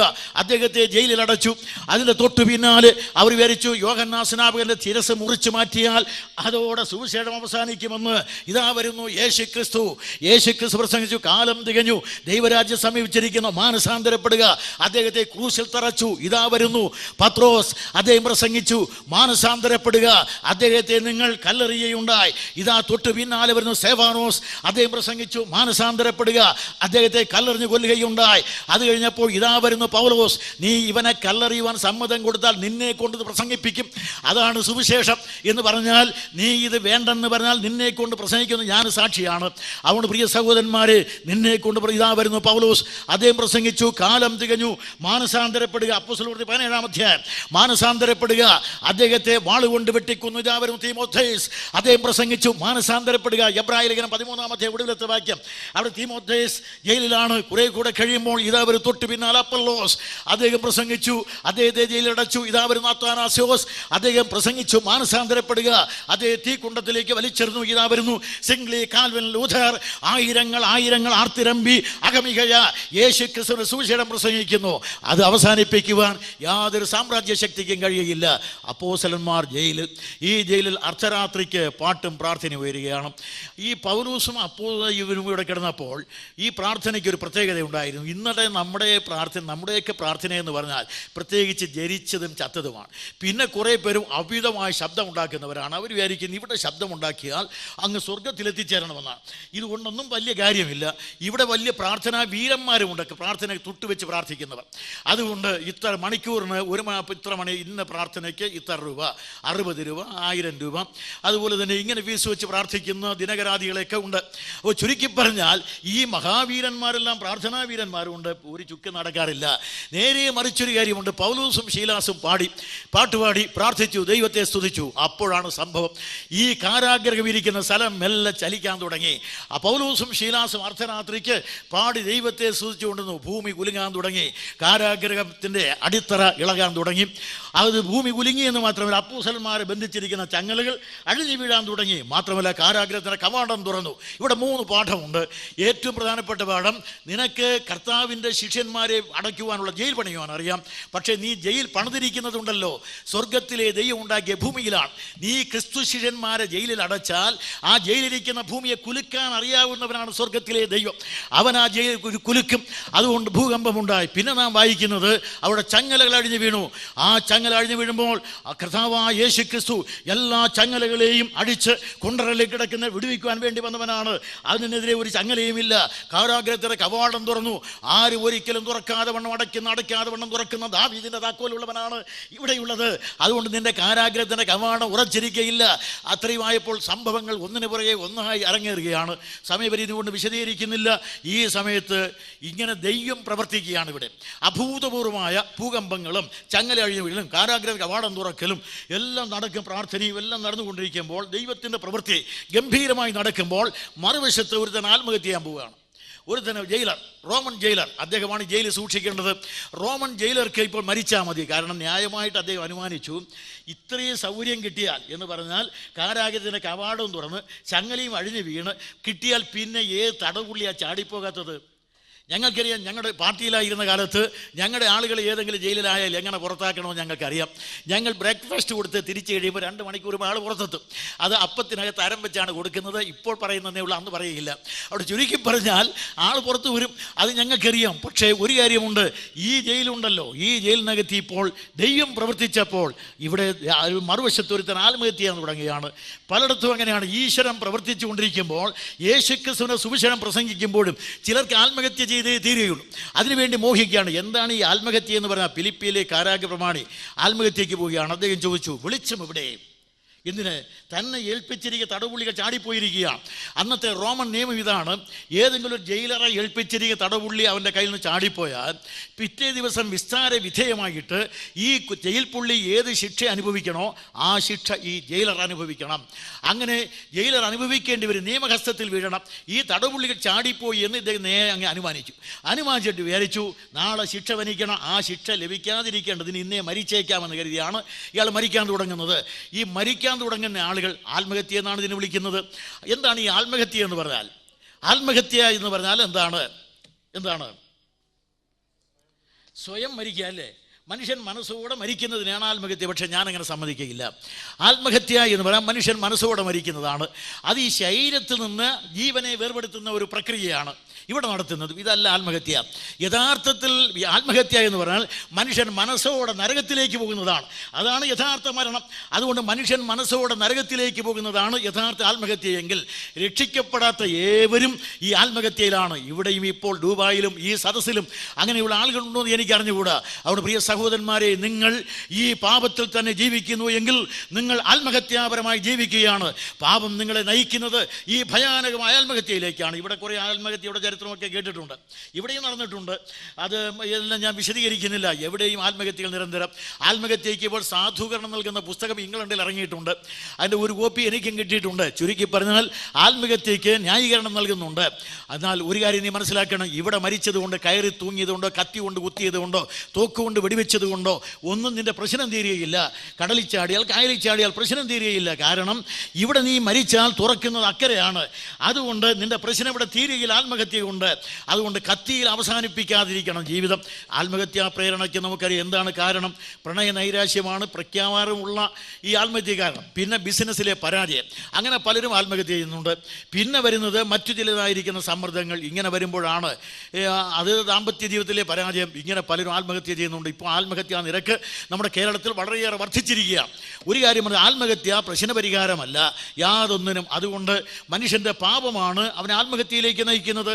ഞാൻ പറഞ്ഞ ആത്മഹത്യ മനുഷ്യൻ മനസ്സോടെ നടക്കുന്ന ആ നരകത്തിലേക്ക് പോകുന്നതാണ്. അതാണ് യഥാർത്ഥത്തിൽ. അങ്ങനെയാണെങ്കിൽ നിങ്ങൾ ഒരു കാര്യം ചിന്തിക്കണം. കർത്താവായ യേശുവിനെ സ്വീകരിക്കാത്ത ആരാണെങ്കിലും നിങ്ങൾ ഇപ്പോൾ നേരെ കയറോ കത്തിയോ കായലോ തേടിയില്ല എന്ന് വന്നാലും നിങ്ങൾ പാപത്തിലാണ് ജീവിക്കുന്നു എങ്കിൽ ആത്മഹത്യാപരമായ ജീവിതമാണ് നിങ്ങളുടേത് എന്ന് പറഞ്ഞിട്ട് അടുത്ത പോയിന്റിലേക്ക് വരിക. ഇവിടെ ഒരു പ്രധാനപ്പെട്ട വസ്തുതയുണ്ട്. ഇപ്പോൾ കാരാഗ്രഹ പ്രമാണിക്ക് ആത്മഹത്യ ചെയ്യണമെന്ന് തോന്നിയപ്പോൾ അദ്ദേഹത്തിനുള്ള ആയുധം എവിടെയാണ് വാങ്ങേണ്ടത്? അങ്ങാടിയിൽ പോകണ്ട, അരയിൽ തന്നെ ഉണ്ട്. അരയിലെ വാളൂരിയാണ് മരിക്കാൻ പോകുന്നത്. ഇതിനുള്ള ആയുധം വാങ്ങാൻ അപ്പുറത്തൊന്നും പോകണ്ട. അരയിൽ തപ്പി നോക്കിയാൽ അറിയാൻ പോകുന്നത് എന്തെല്ലാം ഉണ്ടെന്ന്. വീടിയ സുഖറ്റോ കഞ്ചാവ് ഗുളിയോ ഒന്നും അല്ല ഞാൻ പറഞ്ഞത്. അതുകൊണ്ട് പാപം നിന്നെ ഭരിച്ചുകൊണ്ടിരിക്കുക. പാപമെന്ന മാരകായുധം നിൻ്റെ കയ്യിലുണ്ട്. അത് നിന്നെ ആത്മഹത്യയിലേക്ക് നയിക്കുകയാണ്. അത്രയും പറഞ്ഞ് ഞാൻ ഈ ഭാഗം വിടുകയാണ്, സമയപരിമിതി കൊണ്ട്. മനുഷ്യൻ്റെ പാപം അവനെ ആത്മഹത്യാപരമായ നരകത്തിലേക്ക് നയിച്ചുകൊണ്ടേയിരിക്കുക. ഇങ്ങനെ ആത്മഹത്യയ്ക്ക് ശ്രമിക്കുന്ന കാരാഗ്രഹ പ്രമാണി വാളും കളവും കൂട്ടിമുട്ടിക്കുകയാണ്. സമയം അർദ്ധരാത്രി. സ്ഥലം ഫിലിപ്പിയൻ കാരാഗ്രഹം. സംഭവം, കാരാഗ്രഹ പ്രമാണി വാളും ഗളവും കൂട്ടിമുട്ടിക്കുന്നു, മരിക്കാൻ കൊതിച്ചു നിൽക്കുകയാണ്. ഇപ്പോൾ മനുഷ്യ ജീവിതത്തെ സംബന്ധിച്ച് ആശയം നശിച്ചാൽ, നിരാശ നിവദിച്ചാൽ, വാളല്ലാതെ വേറെ ശരണമില്ലെന്ന് തോന്നി വാളും ഗളവും കൂട്ടിമുട്ടിക്കുക, മനുഷ്യനും മരണവും മുഖത്തോട് മുഖം നോക്കുകയാണ്. ആ കാരാപ്രമാണി ഇപ്പോൾ മരിക്കാനുള്ള ആസന്നനാണ്. ഈ നിലയിൽ നിൽക്കുമ്പോൾ എന്തുകൊണ്ടെന്ന് അറിഞ്ഞുകൂടെ അയാൾ പെട്ടെന്നൊരു ചോദ്യം, വെളിച്ചം എവിടെ? ആത്മഹത്യക്ക് വെളിച്ചം വേണോ? ആത്മഹത്യക്ക് വെളിച്ചം വേണോ? ആത്മഹത്യ ചെയ്യാൻ പോകുന്ന ഒരുത്തിന് വെളിച്ചം വേണോ എന്ന് എനിക്ക് അറിഞ്ഞുകൂടാ. ഏതായാലും ആത്മഹത്യ പ്രേരണ വരാത്ത ആരെങ്കിലും ഇവിടെ ഇരിപ്പുണ്ടോ? ഒരിക്കലെങ്കിലും എനിക്കൊന്ന് മരിച്ചാൽ കൊള്ളാം എന്ന് തോന്നാത്ത പ്രണയ നൈരാശ്യം വന്നോ, പരീക്ഷയിൽ തോറ്റോ, ബിസിനസ്സിൽ പരാജയം വന്നോ, ഒരിക്കലെങ്കിലും ഉണ്ടോ? പക്വതമാരായാലും വേണ്ടില്ല. എനിക്കുണ്ടായിട്ടുണ്ട്. രക്ഷിക്കപ്പെടുന്നതിന് മുമ്പ് ഉണ്ടായിട്ടുണ്ട്. അതൊന്ന് മരിച്ചാൽ കൊള്ളാമെന്ന്. പക്ഷേ മരിച്ചില്ല. ഒരു കാര്യം, ഇതുപോലെ ആത്മഹത്യക്കുള്ള പ്രേരണ പലപ്പോഴും നമ്മുടെ മനസ്സിൽ ഉദിക്കും. ചില ആളുകൾക്ക് അതൊരു പ്രേരണയായിട്ട് തന്നെ ഇന്ന് വരിക. ഇയാൾ പക്ഷേ ഭാഗ്യത്തിന് കയറി ചോദിച്ചു, വെളിച്ചം എവിടെ എന്ന് ചോദിച്ചു കഴിഞ്ഞപ്പോൾ പിന്നെ വെളിച്ചമൊന്നുമില്ല. വെളിച്ചം എവിടെയെന്ന് ചോദിക്കുമ്പോൾ ഒരു കാര്യം, അകത്തുനിന്നൊരു ശബ്ദം കേൾക്കാം, നിനക്കൊരു ദോഷവും ചെയ്യരുത്, ഞങ്ങൾ ഇവിടെയുണ്ട്. ഇവിടെ വെളിച്ചം എവിടെ? ദൈവകൃപയുടെ ഉദയമാണിത്. ആത്മഹത്യയ്ക്ക് പാപിയായ നരകത്തിലേക്ക് പോകുന്ന മനുഷ്യന് നേരെ ദൈവകൃപയുടെ ഉദയം. വെളിച്ചം എവിടെ? വെളിച്ചം അന്വേഷിക്കുന്നു എങ്കിൽ അവൻ്റെ ഉള്ളിൽ കിടക്കുന്ന ആധ്യാത്മികമായ തീപ്പൊരിയുടെ പ്രസരണമാണ്. അതുകൊണ്ട് പ്രിയ സ്നേഹിതരെ, ഇവിടെ ദൈവകൃപയുടെ വ്യാപരണം. അത് പറഞ്ഞു, ആത്മഹത്യയ്ക്ക് പ്രയോഗിക്കുമ്പോൾ മറുവശത്ത് നിന്നൊരു ശബ്ദം, നിനക്കൊരു ദോഷവും ചെയ്യരുത്, ഞങ്ങൾ ഇവിടെയുണ്ട്. അതുകൊണ്ട് നിനക്കൊരു ദോഷവും ചെയ്യരുത് എന്ന് പറഞ്ഞാൽ നീ മരിക്കരുത്, നരകത്തിലേക്ക് പോകരുത്, ആത്മഹത്യ ചെയ്യരുത്. ഞങ്ങളിവിടെയുണ്ട്. ഞങ്ങളിവിടെ ഉള്ളത് കൊണ്ട് നീ നരകത്തിലേക്ക് പോകരുത് എന്നാണ് അവർ പറഞ്ഞത്. ഞങ്ങളിവിടെയുണ്ട്. ഇതിന് 2-3 പോയിന്റുകളുണ്ട്. ഒന്ന്, ഞങ്ങളിവിടെയുണ്ട്. അങ്ങനെ ചാടിപ്പോകുന്ന പുള്ളികളല്ല ഞങ്ങൾ. അതുകൊണ്ട് കാരാഗ്രഹത്തിൻ്റെ കവാടം തുറന്നു കിട്ടിയാൽ, ചങ്ങലകൾ അഴിഞ്ഞു വീണാൽ, സൗകര്യപൂർവമായി വന്നാൽ ഞങ്ങളങ്ങനെ ഓടിപ്പോകുകയില്ല. നമ്മുടെ ഇന്ത്യയിൽ ശോഭരാജ് എന്ന് പറയുന്ന പുള്ളി നമ്മുടെ പ്രധാനമന്ത്രിയുടെ മൂക്കിൻ്റെ കീഴിൽ തിഹാർ ജയിലിൽ ചാടിപ്പോയിട്ടുണ്ട്. ഇതുപോലെ കനകാവസരം കയ്യിൽ കിട്ടിയാൽ കളഞ്ഞു കുളിക്കുന്ന വല്ല കുറ്റവാളികളുമുണ്ടോ? പക്ഷേ അവർ പറഞ്ഞു, ഞങ്ങളങ്ങനെ പോകുകയില്ല, ഞങ്ങൾ ഇവിടെയുണ്ട്, നിനക്കൊരു ദോഷവും ചെയ്ത്. നമ്മുടെ ഈ പ്രിയ സഹോദരന്മാർ, യോഗ സംഘാടകർ, അവരും ഇതാണ് പറയും, ഞങ്ങൾ കുറേ പേര് ഇവിടെ വന്നിട്ടുണ്ട്, ജോലിക്ക് വേണ്ടി വന്നതാണ്, എങ്കിലും ഞങ്ങളോടൊപ്പം ജോലി തേടി മലയാള മണ്ണിൽ നിന്ന് വന്ന് നിങ്ങൾ ഒരിക്കലും ഞങ്ങളിവിടെയുണ്ട്, നിനക്കൊരു ദോഷവും ചെയ്യരുത്. ഇത് പറയാനാണ് യോഗം വിളിച്ചു കൂട്ടിയിരിക്കുന്നത്. അതാണ്, നിങ്ങൾ ഒരു ദോഷവും ചെയ്യരുത്, നിങ്ങൾ നരകത്തിലേക്ക് പോകരുത്, നിനക്കൊരു ദോഷവും ചെയ്ത് ഞങ്ങളുടെ ഇവിടെ ഉള്ളതിനാൽ. അതിനാണ് യോഗം വെച്ചിരിക്കുന്നത്. ഇവർക്കും പറയാനറിയാം, ഇവർക്കെല്ലാം എഴുന്നേറ്റ് നിന്ന് 2 മണിക്കൂറൊക്കെ പ്രസംഗിക്കാൻ നമ്മുടെ NS-നൊക്കെ നന്നായിട്ട് അറിയാം. പിന്നെ ഇവരെല്ലാം കുറഞ്ഞ പുള്ളികളല്ല, നന്നായിട്ട് പ്രസംഗിക്കും. പിന്നെ എന്തിനാണ് ഇവർ മാത്രം പറഞ്ഞാൽ ഇവിടെ നമ്മളോടൊപ്പം ജോലി ചെയ്യുന്ന വിചാരിക്കുകയാണ് കൂടുതൽ വാചമടിക്കാൻ അറിയാവുന്നവരെ വിളിച്ചു വരുത്തുന്നത്. അങ്ങനെ വിളിച്ചു വരുത്തി അവരെ കൊണ്ട് എങ്ങനെയെങ്കിലും ഏവം വിധേയനെങ്കിലും ഞങ്ങൾ ഇവിടെയുള്ളതിനാൽ നിനക്കൊരു ദോഷവും ചെയ്യരുത്, അത് പറയാനാണ് യോഗം ക്രമീകരിച്ചിരിക്കുന്നത്. രണ്ടാമതൊന്ന്, ഞങ്ങളങ്ങനെ പോകുന്നവരുമല്ല, അതുകൊണ്ട് ഇപ്പോൾ നിനക്കൊരു ദോഷവും ചെയ്യരുത്. ഉടനെ അവൻ്റെ ചോദ്യം, കാരാഗ്രഹപ്രമാണിയുടെ ചോദ്യം, ഞാൻ എന്തു ചെയ്യണം? രക്ഷപ്രാപിപ്പാൻ ഞാൻ എന്തു ചെയ്യണം? ഇവിടെ ഇപ്പോഴത്തെ സ്ഥിതിവിശേഷത്തിലാണെങ്കിൽ, നമ്മുടെ ആളുകളാണെങ്കിൽ എന്തു പറയും? രക്ഷപ്രാപിപ്പാൻ എന്തു ചെയ്യണം എന്ന് ഇയാൾ ചോദിച്ചാൽ, ഇന്നത്തെ സ്ഥിതിയിലാണെങ്കിൽ എന്ത് ചെയ്യണം? ഇയാൾ കാരാഗ്രഹപ്രമാണിയാണ്, നല്ലൊരു ഉദ്യോഗസ്ഥനാണ്, സാമാന്യം നല്ല വരുമാനമുള്ള ആളാണ്. ഇങ്ങനെ ഒരാൾ രക്ഷിക്കപ്പെടുവാൻ യജമാനന്മാരെ എന്ത് ചെയ്യണം? കുറച്ച് മുമ്പ് ഇവനായിരുന്നു യജമാനൻ. ഇവരെ പിടിച്ചപ്പോൾ, അടിച്ചപ്പോൾ, കയ്യാമം വെച്ചപ്പോൾ, കട്ടുറുങ്കിൽ അടച്ചപ്പോൾ ഇവനായിരുന്നു യജമാനൻ. കാര്യം തിരിഞ്ഞു വീണപ്പോൾ യജമാനൻ തിരിച്ചു. അതുകൊണ്ട് യജമാനന്മാരെ രക്ഷപ്രാപിപ്പാൻ എന്തു ചെയ്യണം? നമ്മളാണെങ്കിൽ എന്ത് പറയും? ഇപ്പോഴത്തെ പാസ്റ്റർമാരാണെങ്കിൽ എന്ത് പറയും? ഇപ്പോഴത്തെ നമ്മുടെ സുവിശേഷകന്മാരാണെങ്കിൽ എന്ത് പറയും? ഞങ്ങളുടെ കൂടെ വരണം, ഞങ്ങളുടെ സഭയിൽ ചേരണം, ഞങ്ങളുടെ കൂട്ടായ്മയിലേക്ക് വരണമെന്നല്ലേ പറയുക? ഞങ്ങളുടെ കൂടെ വരണം എന്ന് പറയും. ഞങ്ങളുടെ കൂടെ വന്നാൽ രക്ഷപ്പെടുകയില്ല. ഞങ്ങൾ ഈ യോഗം വെച്ചിരിക്കുന്നത് ബ്രദർ സഭയിലേക്ക് കുറേ ആളുകളെ കൂട്ടണമെന്നല്ല, നേരെ മറിച്ച് എങ്ങനെയെങ്കിലും നിങ്ങൾ രക്ഷിക്കപ്പെടണം. യജമാനന്മാരെ രക്ഷപ്രാപിപ്പാൻ എന്തു ചെയ്യണമെന്ന് ചോദിച്ചാൽ ഉടനെ പൗലോസ് പറയുന്നത്, തിരിഞ്ഞ് അങ്ങോട്ട് നോക്ക്. അദ്ദേഹം പറഞ്ഞു കൊടുത്തത് ഇങ്ങനെയാണ്, രക്ഷപ്രാപിപ്പാൻ എന്ത് ചെയ്യണം? ഞങ്ങളുടെ കൂടെ വരണമെന്നല്ല, എൻ്റെ സഭയിൽ ചേരണമെന്നല്ല, ഞങ്ങളുടെ കൂട്ടായ്മയെ വരണമെന്നല്ല, നേരെ മറിച്ച് എവിടെ? കർത്താവായ യേശു ക്രിസ്തു വിശ്വസിക്കുക, എന്നാൽ നീയും നിൻ്റെ കുടുംബവും രക്ഷ പ്രാപിക്കും. രക്ഷ പ്രാപിക്കാൻ ഇന്നലെ ഞാൻ പറഞ്ഞതുപോലെ ഒരേ ഒരു മാർഗമേ ഉള്ളൂ. ഞങ്ങൾ രക്ഷകന്മാരല്ല, സഭ രക്ഷിക്കുന്നതല്ല, അതുപോലെ ഒന്നും രക്ഷിക്കയില്ല. നേരെ മറിച്ച് രക്ഷിക്കുവാൻ കഴിയുന്നവൻ ഒരുത്തനേ ഉള്ളൂ, കർത്താവായ യേശുക്രിസ്തുവിൽ വിശ്വസിക്കുക, എന്നാൽ നീ രക്ഷിക്കപ്പെടും. അതുകൊണ്ട് യേശുക്രിസ്തുവിൽ വിശ്വസിച്ചാൽ നിങ്ങൾ രക്ഷിക്കപ്പെടും. അതുകൊണ്ട് പ്രിയ സഹോദരി സഹോദരന്മാരെ, നിങ്ങൾ ആരെങ്കിലും രക്ഷിക്കപ്പെടാത്തവരായി ഉണ്ടെങ്കിൽ ഈ സന്ദർഭത്തിൽ പ്രത്യേക ഒരു തീരുമാനത്തിലേക്ക് വരിക. കർത്താവിനെ കാൽവരിയിലെ ക്രൂശിൽ കൊല്ലാനുള്ള കാരണം നമ്മുടെ പാപമാണ്. പാപവനെ ക്രൂശിലെത്തിച്ചിരിക്കുകയാണ്. വിശദീകരിക്കാൻ അർദ്ധരാത്രി സ്ഥലം ഫിലിപ്പിയൻ കാരാഗ്രഹം, സംഭവം കാരാഗ്രഹപ്രമാണി മരണം കൊതിച്ചു നിൽക്കുന്നു. ഈ സമയത്ത് പൗലോസിന്റെ പ്രഖ്യാപനം കർത്താവായ യേശുക്രിസ്തുവിൽ വിശ്വസിക്കുക. എന്തുകൊണ്ട്? മാനവ ജീവിതം അർദ്ധരാത്രിയുടെ അതിഭയാനകമായ ഇരുട്ടിൽ ആണ്ടുപോയപ്പോൾ ജനകോടികളെല്ലാം പാപാന്ധകാരത്താൽ ബാധിക്കപ്പെട്ടവരായി, പാപശൃംഖലയാൽ ബന്ധിക്കപ്പെട്ടവരായി കഴിഞ്ഞപ്പോൾ അവർ രക്ഷിക്കുവാൻ വന്ന കർത്താവായ യേശുക്രിസ്തു, നമ്മുടെ കർത്താവായ യേശുക്രിസ്തുവിനെ സംബന്ധിച്ച് കഴിഞ്ഞ ദിവസം ഞാൻ പറഞ്ഞതുപോലെ അവനെ പിടിക്കുവാൻ വാളും വടിയും ദീവട്ടിയും എന്തി വന്ന റോമയുടെ പടയാളികൾ അവർ ചോദിച്ചു, അവരോട് ചോദിച്ചു, നിങ്ങൾ ആരെ തിരയുന്നു? നസ്രായനായ യേശുവിനെ. അത് ഞാൻ തന്നെ. ഇത് പറഞ്ഞപ്പോൾ അവരെല്ലാവരും താഴെ വീഴുകയുണ്ടായി. പക്ഷേ ഒരു കാര്യം കൂടെ, ആരെ തിരയുന്നു എന്ന് അവൻ ചോദിക്കുമ്പോൾ ഇവൻ കൃഷ്ണൻകുട്ടി അവിടെ ഉണ്ടായിരുന്നെങ്കിൽ പൊന്നാട കൊടുക്കാൻ കാശില്ലാത്തത് കൊണ്ടൊരു പൂമാല വാങ്ങിക്കൊടുത്ത് പറയും, അല്ലയോ കർത്താവേ, ആരെ തിരയുന്നു എന്നാണ് അങ്ങ് ചോദിക്കുന്നത്. ഞങ്ങൾ കാലങ്ങൾ കൊണ്ട് ഏതെൻ്റെ കാലം മുതൽ കാലമാകുന്ന കാടിളക്കി വേദങ്ങളാകുന്ന നായാട്ടുനായ്ക്കളെ കൊണ്ടും ഒപ്പം പിടിച്ച് മതങ്ങളാകുന്ന ദീപട്ടികളെ എൻ്റെ കാലപ്പെരുവഴിയിലൂടെ തേടി ഇതാ ഇവിടെ ഗത്സമേനയിൽ എത്തിയിരിക്കുകയാണ്. നിന്നെയാണ് ഞങ്ങൾ തേടുന്നത്. മതങ്ങൾ തേടുന്ന, ഇസങ്ങൾ തേടുന്ന, രാഷ്ട്രങ്ങൾ തേടുന്ന, രാഷ്ട്രമീമാംസ തേടുന്ന, തത്വചിന്തകൾ തേടുന്ന ലോകം കണ്ട ഒരേ ഒരു പുരുഷവിശേഷം, നിങ്ങൾ ആരെ തിരയുന്നു? അല്ലയോ മതങ്ങളെ, അല്ലയോ ഇസങ്ങളെ, അല്ലയോ തത്വചിന്തകളെ, നിങ്ങൾ ആരെ തിരയുന്നു? ഒറ്റ ഉത്തരമേ ഉള്ളൂ, നസ്രായനായ യേശുവിനെ. കാൽവരിയിലെ ക്രൂശിൽ യേശുവിനെ തറച്ചു നിർത്തിയ ക്രൂശിൽ 3 എഴുത്തുകൾ, ഒരെഴുത്ത് 3 ഭാഷകളിൽ. നസ്രായനായ യേശു യഹൂദന്മാരുടെ രാജാവ്. 3 ഭാഷ, എബ്രായ, റോമ, യവന. എബ്രായ അന്നത്തെ മതത്തിന്റെ ഭാഷ. 2 റോമ രാഷ്ട്രത്തിന്റെ ഭാഷ. യവന ഫിലോസഫിക്കൽ അഥവാ അന്നത്തെ സാഹിത്യ ഭാഷ. ഇതാണ് 3 ഭാഷകൾ. ആർക്കും വായിക്കാം. ഈ മേലെഴുത്ത് വായിക്കാതെ ഒരുത്തിനും പോകയില്ല ഇവിടുന്ന്. അതുകൊണ്ട് പൗലോസിനെ കുറിച്ച് ലൂക്കോസ് പറയുന്നത് ഇങ്ങനെയാണ്, കടന്നു പോകുന്നവരെല്ലാം ഈ മേലെഴുത്ത് വായിച്ചു. കൃഷ്ണൻകുട്ടിയുടെ ഭാഷ്യം, കാലപ്പെരുവഴിയിലൂടെ കടന്നു പോകുന്നവർ ഏതവനും ഈ മേലെഴുത്ത് വായിച്ചേ പോകുകയുള്ളൂ. അതുകൊണ്ട് നിങ്ങൾ ആരെ തിരയുന്നു? നസ്രായനായ യേശുവിനെ. അത് ഞാൻ തന്നെ. അതുകൊണ്ട് മതങ്ങളുടെ എല്ലാം അന്തസത്തയായ, സകല മതത്തിൻ്റെയും അന്തസത്തയാണ് കർത്താവായ യേശുക്രിസ്തു. ഞാനൊരിക്കലും ഒരു ബസ്സിൽ ഇങ്ങനെ യാത്ര ചെയ്യുമായിരുന്നു. എൻ്റെ അടുത്തിരുന്ന ഒരു പാതിരിയാണ്. അദ്ദേഹത്തിന് ഞാൻ ആരെന്ന് ശരിക്കും മനസ്സിലായിട്ടില്ലായിരുന്നു. പേര് ചോദിച്ചപ്പോൾ ഞാൻ പറഞ്ഞു എൻ്റെ പേര് കൃഷ്ണൻകുട്ടി എന്നാണ്. ഒന്നും മനസ്സിലായില്ല. അദ്ദേഹത്തെ വേഷം കൊണ്ട് ഞാനും മനസ്സിലാക്കി. അങ്ങനെ കുറേ കഴിഞ്ഞപ്പോഴത്തേക്കും ആധ്യാത്മികമായ കുറേ കാര്യങ്ങളൊക്കെ പറഞ്ഞ് അദ്ദേഹം കുറേ എൻ്റെ യാത്ര തീരാറായി വരുന്ന സമയത്ത് മറിയത്തെക്കുറിച്ചൊക്കെ എന്നോട് പറയാൻ തുടങ്ങി. മറിയത്തെക്കുറിച്ചൊക്കെ എന്നോട് പറഞ്ഞിട്ട് ഇതിനെക്കുറിച്ച് കൂടുതൽ മനസ്സിലാക്കണം, മറിയത്തെക്കുറിച്ച് ഒക്കെ മനസ്സിലാക്കാനായിട്ട് അവസരം ഉണ്ടാക്കണം കൃഷ്ണൻകുട്ടി എന്നൊക്കെ പറഞ്ഞു. ഞാൻ പറഞ്ഞു, മറിയമോ? എന്തിനാണ് ഈ മറിയം? അപ്പോൾ ഞാൻ പറഞ്ഞു, മറിയത്തിൻ്റെ സ്ഥാനം ഞാൻ ബൈബിളിൽ നിന്ന് മനസ്സിലാക്കിയിരിക്കുന്നത് ഈ മുട്ടയുടെ തോട് പോലെയാണ്. ഈ മുട്ടയെ അടവെച്ച് കോഴിക്കുഞ്ഞ് പുറത്ത് വന്നാൽ പിന്നെ അതിൻ്റെ തോട് ആവശ്യമുണ്ടോ? എങ്കിലും നമ്മുടെ മലയാളത്തിലെ കുറേ മങ്കകൾക്ക്, അമ്മമാർക്കൊരു കാര്യമുണ്ട്, ഈ മുട്ടത്തോട് കളയുകയില്ല. അത് ഈർക്കിലി കോർത്ത് അവിടെ ഇട്ടേക്കും. കാരണം കോഴിക്കുഞ്ഞുങ്ങളെ പരുന്ത് കൊണ്ടുപോകാതിരിക്കണമെങ്കിൽ ഇതവിടെ കിടക്കണം. ഇതുപോലുള്ള അന്ധവിശ്വാസം അവിടെയുണ്ട്.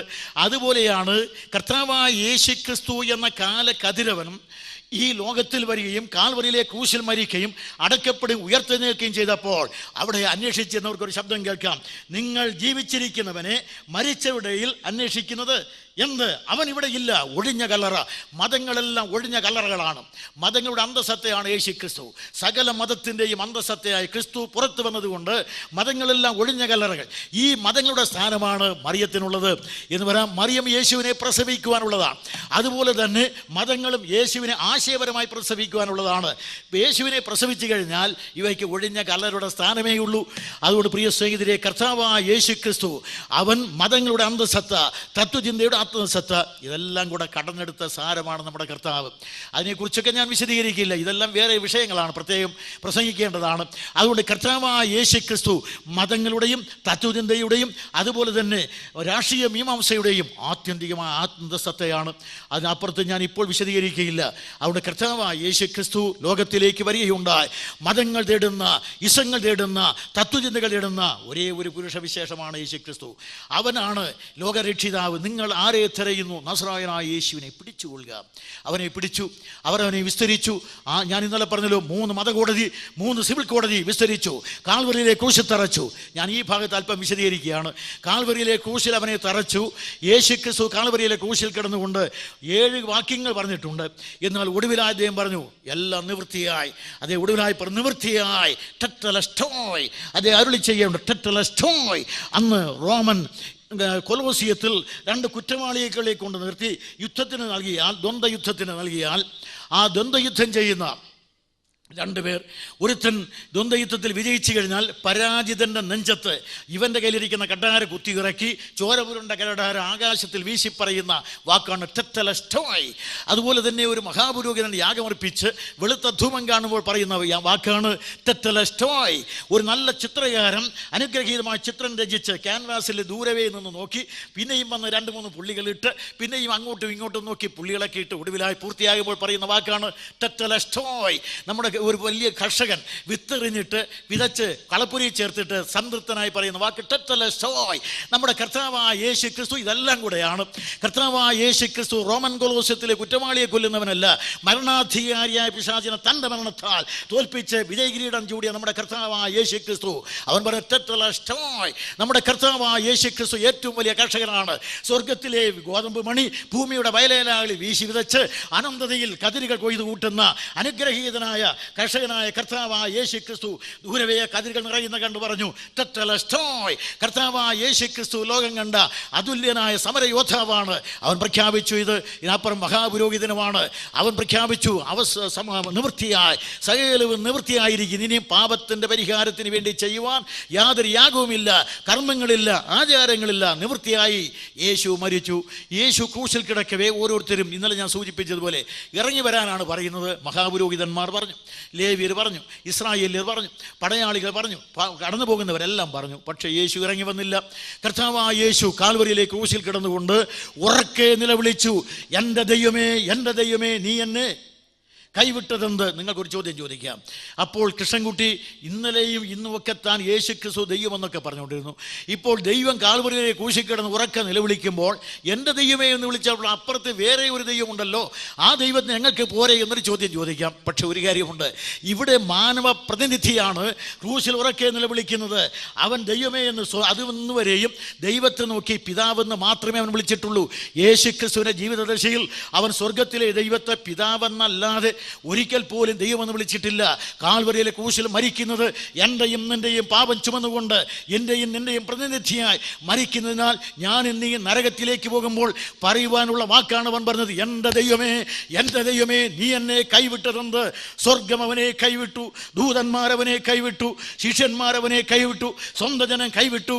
എല്ലാവരാലും കൈവിടപ്പെട്ട നമ്മുടെ കർത്താവായ യേശു ക്രിസ്തു കാൽവരിയിലെ ക്രൂശിൽ കള്ളയുടെ നടുവിൽ കാരിരുമ്പാണികൾ കതറി കതറി കതറി മരിച്ചേകനായി അവൻ മരിക്കുകയുണ്ടായി. പാപത്തിന്റെ പരിഹാരത്തിന് ശിക്ഷ അവൻ്റെ മേൽ വന്നപ്പോൾ പാപത്തിൻ്റെ ശിക്ഷയായിരിക്കുന്ന കഠോരമായ ഖഡ്ഗം ദൈവപുത്രനായ യേശുവിൻ്റെ കഴുത്തിൽ ആഞ്ഞു പതിച്ചപ്പോൾ ദൈവപുത്രൻ ഉറക്കെ നിലവിളിക്കുകയുണ്ടായി. അതിനെക്കുറിച്ച് എഴുതിയിരിക്കുന്ന എബ്രായ ലേഖനത്തിലെ ഒരു വാക്യം ഇതാണ്. അതൊക്കെ വിശദീകരിച്ചാൽ നമ്മുടെ സമയം പോകും. അതുകൊണ്ട് ഞാൻ അടുത്ത പോയിന്റിലേക്ക് വരികയാണ്. ഇങ്ങനെ കർത്താവായ യേശു ക്രിസ്തു കാൽവരിയിലെ ക്രൂശിൽ മരിക്കുമ്പോൾ മരണം ആസ്വദിച്ചു എന്നൊരു വാക്കുണ്ട്. എബ്രായ ലേഖനം 2:9 അവിടെ പറയുന്നത്, എങ്കിലും ദൈവകൃപയാൽ എല്ലാവർക്കും വേണ്ടി മരണം ആസ്വദിപ്പാൻ ദൂതന്മാരിലും അല്പം താഴ്ച വന്ന യേശു മരണം അനുഭവിച്ചതുകൊണ്ട് ഇപ്പോൾ ദൂതന്മാരിൽ തേജസ്സും ബഹുമാനും അണിഞ്ഞവനായി നാം കാണുന്നു.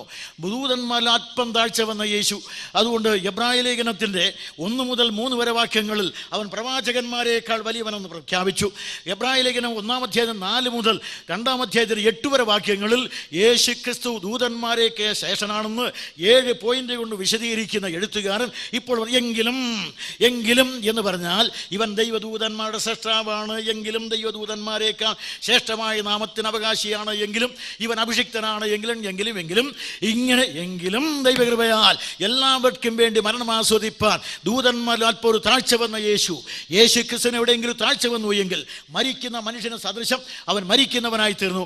അങ്ങനെ മരിച്ച നമ്മുടെ കർത്താവായ യേശു ക്രിസ്തു എൻ്റെയും നിൻ്റെയും പാപത്തിൻ്റെ പരിഹാരത്തിന് വേണ്ടിയാണ് മരിച്ചത്. അവൻ മരിക്കാൻ പാടില്ല ദൈവമാകയാൽ, പക്ഷേ നമ്മുടെ പാപങ്ങളെ ചുമന്നപ്പോൾ അവൻ മരിക്കുവാൻ അർഹത നേടി ക്രൂശിൽ മരിക്കുകയുണ്ടായി. അങ്ങനെ ക്രിസ്തു മരിച്ചു.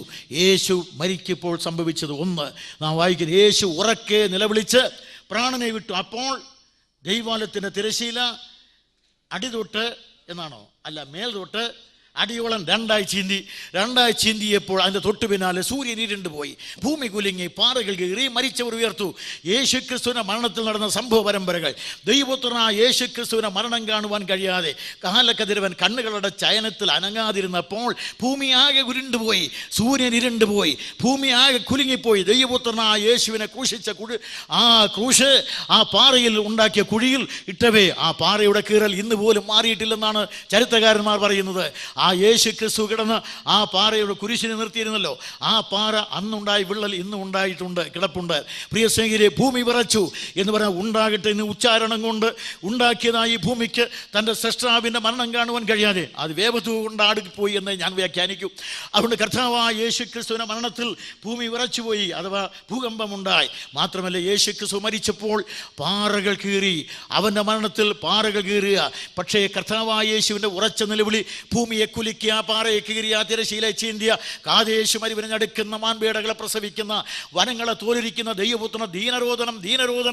ആ ദീനരോധനം 2000 ആണ്ടുകൊണ്ട് കാലത്തിൽ മുഴങ്ങി, കാതുകളിൽ എത്തിച്ചേർന്നിട്ട് കാലഭിത്തികളിൽ തട്ടി നമ്മുടെ ഹൃദയഭിത്തിൽ മാറ്റലിക്കൊണ്ടിട്ട് ഈ യേശു ക്രിസ്തുവിനെ സ്വീകരിക്കുവാൻ, അവൻ്റെ സുവിശേഷം സ്വീകരിക്കുവാൻ നിനക്ക് മനസ്സില്ലാതെ പോകുമ്പോൾ ഈ പാറയേക്കാൾ കഠിന ഹൃദയനാണ് നീ.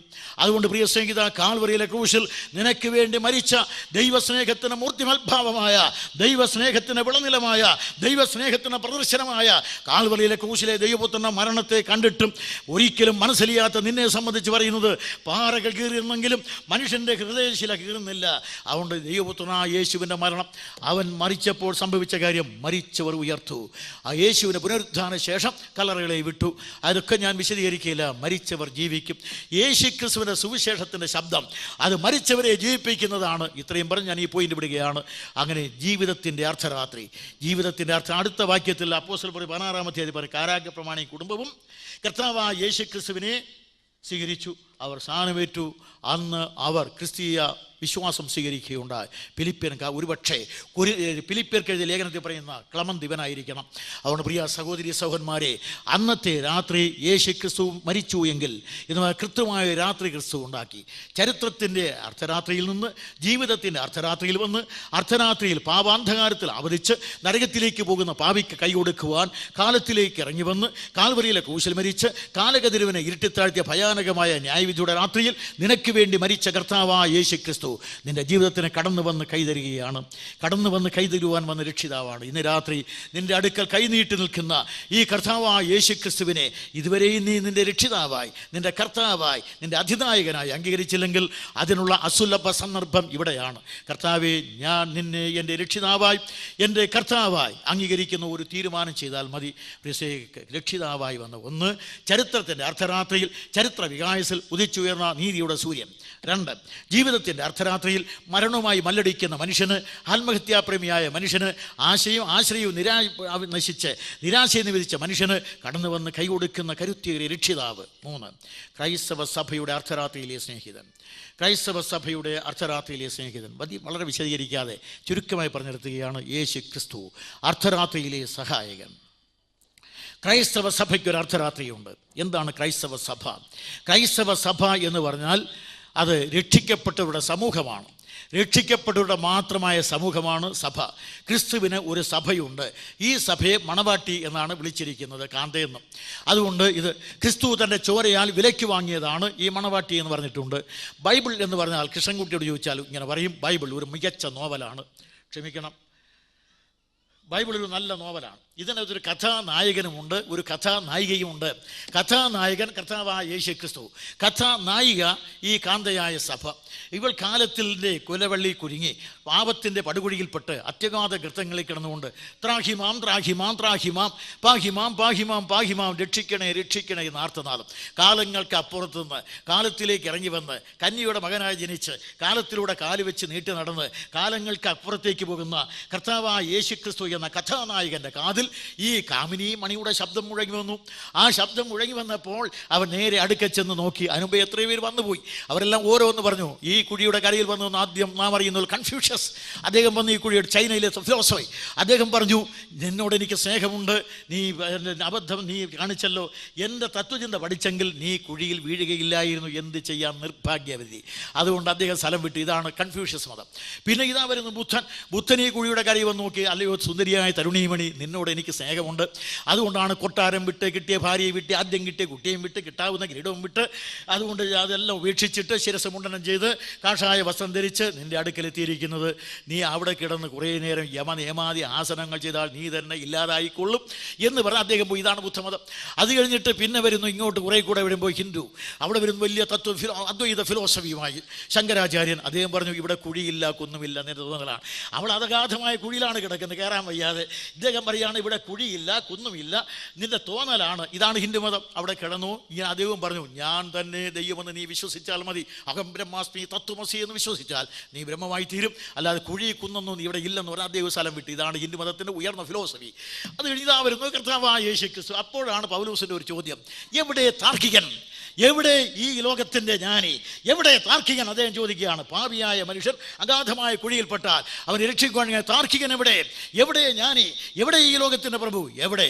ഒരുത്തനുമില്ല, എല്ലാവരും പരാജയം. ഒടുവിൽ ഇതാ വരുന്നു യേശു ക്രിസ്തു. അവൻ വന്നു ഈ കുഴിയുടെ കരയിൽ നോക്കി, നല്ലൊരു തരുണീമണി. അവൻ പറഞ്ഞു, നിൻ്റെ ശബ്ദം എനിക്ക് വളരെ ഇഷ്ടമാണ്, നീ മരിക്കാൻ പോവുകയാണ്. അദ്ദേഹം അങ്ങോട്ടും ഇങ്ങോട്ടും നോക്കി, രക്ഷിക്കാൻ താൻ മരിക്കേണ്ടി വരുമെന്നറിയാം. എങ്കിലും മരണകരമായ മുറിവുകൾ വളരെയേറെ ഏറ്റു. അഗാധമായ കുഴിയിലേക്ക് എടുത്തു ചാടി ആ കുഴിയിൽ നിന്ന് അവളെ രക്ഷിച്ചു. പക്ഷേ വളരെയേറെ മരണകരമായ മുറിവുകളോടുകൂടി അവളെ കൊണ്ടുവന്ന് കരയിൽ നിർത്തി അവളോട് പറഞ്ഞു, ഇപ്പോൾ നീ എനിക്ക് വേണ്ടി നിന്നെ ഞാൻ സ്നേഹിക്കുന്നു. അവളും പറഞ്ഞു, ആവൽ ബാന്ധവനായ അങ്ങ് എന്നെ സ്നേഹിച്ചതുകൊണ്ട് അങ്ങയെ ഞാനും സ്നേഹിക്കുന്നു, അല്ലാതെ അങ്ങാണ് എന്നെ രക്ഷിച്ചത്, അങ്ങയെ സ്നേഹിക്കുന്നു. അദ്ദേഹം പറഞ്ഞു, ഇപ്പോൾ നീ ഒരു കാര്യം ചെയ്യ്, ഞാൻ പോയിട്ട് പിന്നെ വന്ന് എന്നെ നിൻ്റെ വീട്ടിലേക്ക് കൊണ്ടുപോകാം, അതുവരെ നീ എനിക്ക് വേണ്ടി കാത്തിരിക്കണമെന്നും പറഞ്ഞ് അദ്ദേഹം പോയിരിക്കുക. ആണ്ട് 2000 എന്ന് നമ്മൾ പറയുമെങ്കിലും അദ്ദേഹത്തിന് ദിവസം 2000 ഉള്ളൂ. അതുകൊണ്ട് ഒരു കാര്യം മനസ്സിലാക്കണം, പോയിട്ട് വരാമെന്നും പറഞ്ഞു പോയി. ലോകത്ത് എത്രയോ ആചാര്യന്മാർ ജനിച്ചു, മതസ്ഥാപകന്മാർ ജനിച്ചു, മസ്ജിദ് ഗുല്ലന്മാർ ജനിച്ചു. ഒരുത്തനെങ്കിലും പറഞ്ഞിട്ടില്ല ഞാൻ പോകുന്നു പിന്നെ വരാമെന്ന്. രാമനോ കൃഷ്ണനോ ബുദ്ധനോ കപിലനോ ഒരുത്തനും പറഞ്ഞിട്ടില്ല. യേശു ക്രിസ്തു പറഞ്ഞു, ഞാൻ വന്നു, ഞാൻ ഇപ്പോൾ പോകുന്നു, പിന്നെയും വരും, വരുമ്പോൾ നിന്നെ എൻ്റെ അടുക്കൽ ചേർത്ത് കൊള്ളാം എന്ന് പറഞ്ഞാണ് പോയത്. അങ്ങനെ പറഞ്ഞ് ഒരുത്തനേ ഉള്ളൂ. അതുകൊണ്ട് അത് കഴിഞ്ഞാൽ നമ്മുടെ കർത്താവായ യേശു ക്രിസ്തു പറഞ്ഞിട്ട് കാത്തിരിക്കാൻ പറഞ്ഞു. അന്ന് മുതൽ ഇവിടെ കാത്തിരിപ്പാണ്. അതിനുവേണ്ടിയാണ് സഭയുടെ കാത്തിരിക്കുക. നാം വായിക്കുന്ന പോലെ 1 കൊരിന്ത്യർ 1-ാം അധ്യായത്തിൻ്റെ 7 മുതൽ വാക്യം അവിടെ പറയുന്നത്, കൊരിന്ത്യരോട് പറയുകയാണ്, ഇങ്ങനെ നിങ്ങൾ ഒരു കൃപാവരത്തിലും കുറവില്ലാത്തവരായി ഡാഷ് ഡാഷ് ഇങ്ങനെ യേശു ക്രിസ്തുവിന്റെ പ്രത്യക്ഷത കാത്തിരിക്കുന്നു. റോമാലേഖനം 8-ാം അധ്യായത്തിൻ്റെ 23 വായിക്കുന്നത്, ആത്മാവെന്ന് ആദ്യദാനം ലഭിച്ചിരിക്കുന്ന നാം നമ്മുടെ ശരീരത്തിൻ്റെ വീണ്ടെടുപ്പായ പുത്രത്വത്തിന് കാത്തുകൊണ്ട് ഉള്ളിൽ ഞരങ്ങിക്കൊണ്ടിരിക്കുന്നു. ഫിലിപ്പി ലേഖനം 3:21 ഇത് തന്നെ ആവർത്തിക്കുന്നു. അങ്ങനെ നമ്മൾ വായിക്കുന്നിടത്തെല്ലാം കാത്തിരിക്കുന്നതാണ് ക്രൈസ്തവ സഭ. ഈ സഭ വിശ്വാസിയുടെ സമൂഹം. അതിന് ഇന്നതൊന്നും അത് ബ്രദറൻ സഭയല്ല. ബ്രദറൻ സഭയാണോ ഇത്? ബ്രദറൻ സഭയാണോ? ഇല്ല. പെന്തക്കോസ്ത് സഭയാണോ? അല്ല. പിന്നെ ഏത് സഭയാണ്? കത്തോലിക്ക സഭയാണോ? ഞങ്ങൾ മാത്രം മണവാട്ടി എന്ന് പറയുന്ന സിലോൺ പെന്തക്കോസ്താണോ? ഇതൊന്നുമല്ല. വിശ്വാസി രക്ഷിക്കപ്പെട്ട ആരൊക്കെ ഉണ്ടോ അവരൊക്കെ ചേർന്നതാണ് ദൈവസഭ. അത് എന്നെപ്പോലെ ഈ നിങ്ങളുടെ മതത്തിൽപ്പെടാത്തവന് ഉൾപ്പെടാം. അതുകൊണ്ട് അങ്ങനെയുള്ളവരെല്ലാം രക്ഷിക്കപ്പെട്ട സകല വിശ്വാസികളും ഉൾപ്പെട്ടതാണ് ക്രൈസ്തവ സഭ.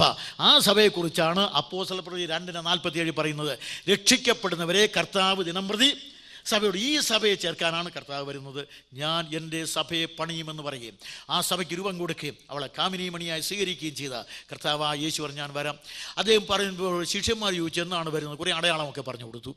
ഇന്നയാണ്ട് ഇന്ന മാസം ഇത്രാം തീയതി എന്ന് പറഞ്ഞിട്ടില്ല. തീയതി പറഞ്ഞവരെല്ലാം പരാജയപ്പെട്ടു. ആണ്ടുമാസം തീയതി പറയാനൊന്നും ഒക്കുകയില്ല. വരാമെന്ന് പറഞ്ഞിട്ടുണ്ട്, വരും. താമസം വിനാൻ വരും.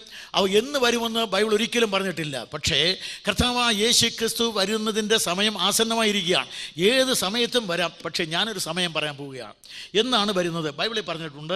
എന്നാണ് അവൻ വരുന്നത്? മത്തായി 25:6. അർദ്ധരാത്രിക്ക് മണവാളൻ വരുന്നു എന്ന് ആർപ്പുവിളി ഉണ്ടായി. അർദ്ധരാത്രിക്കാണ് മണവാളൻ വരുന്നത്. ഏത് അർദ്ധരാത്രി? ക്രൈസ്തവ സഭയുടെ അർദ്ധരാത്രി. ആ അർദ്ധരാത്രി കർത്താവ് പറഞ്ഞു 10 കന്യകമാർ മണവാളൻ എതിരിപ്പാൻ പുറപ്പെട്ടു. യഹൂദന്മാരുടെ വിവാഹ സമ്പ്രദായമാണ് യേശുക്രിസ്തു വിശദീകരിക്കുന്നത്. വരൻ്റെ വീട്ടിൽ നിന്ന് വരനും വധുവിൻ്റെ വീട്ടിൽ നിന്ന് വധുവും ഏകദേശം രാത്രി, അവരുടെ വിവാഹം രാത്രിയിലാണ്, ഇറങ്ങിത്തിരിക്കും. വഴിയിൽ വെച്ചാണ് കണ്ടുമുട്ടുന്നത്. വഴിയിൽ വെച്ച് കണ്ടുമുട്ടുമ്പോൾ വധു ഇട്ടിരിക്കുന്ന മൂടുപടമെടുത്ത് വരൻ്റെ ഇടുമ്പോൾ ആ വിവാഹം നടന്നു കഴിഞ്ഞു. ഈ വിവാഹമാണ് യേശുക്രിസ്തുവിടെ പറയുന്നത്. ഇങ്ങനെ അർദ്ധരാത്രിയുടെ യാമം മണവാളൻ വരാൻ താമസിക്കുന്നു എന്ന് കണ്ടപ്പോൾ ഇവൾ ഉറങ്ങാൻ തുടങ്ങി. 10 പേരും ഉറങ്ങാൻ തുടങ്ങി. 5 പേർ ഉറങ്ങിയെന്നാണ് എഴുതിയിരിക്കുന്നത്. ആ എണ്ണയുള്ള 5 പേർ ഉറങ്ങിയെന്ന് എഴുതിയിട്ടില്ല. 5 എണ്ണ ഉള്ളതും ഇല്ലാത്തതും എല്ലാം ചേർന്ന് 5 ചേർന്ന് 10 ഉറങ്ങി. 10 മയക്കം പിടിച്ച് ഉറങ്ങുമ്പോഴാണ് അർദ്ധരാത്രി. ഈ അർദ്ധരാത്രിയുടെ യാമത്തിലാണ് മണവാളൻ വരുന്നത്. ക്രൈസ്തവ സഭയിൽ നിന്ന് ഉറങ്ങുന്നതാണ്.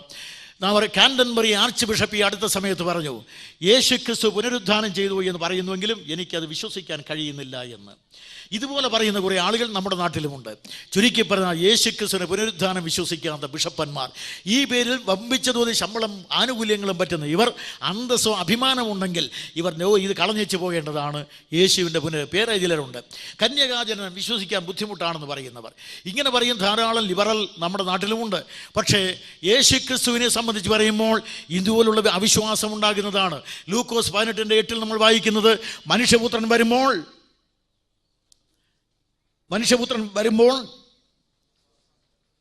വിശ്വാസം കണ്ടെത്തുമോ? വിശ്വാസം കണ്ട് ഇത് വിശ്വാസമെല്ലാം കൊഴിഞ്ഞു വീഴുകയാണ്.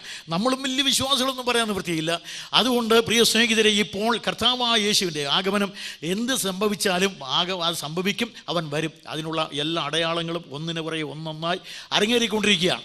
അതിനുള്ള അടയാളങ്ങൾ 4 വിധത്തിൽപ്പെട്ടവയാണ് രേഖപ്പെടുത്തിയിരിക്കുന്നത്.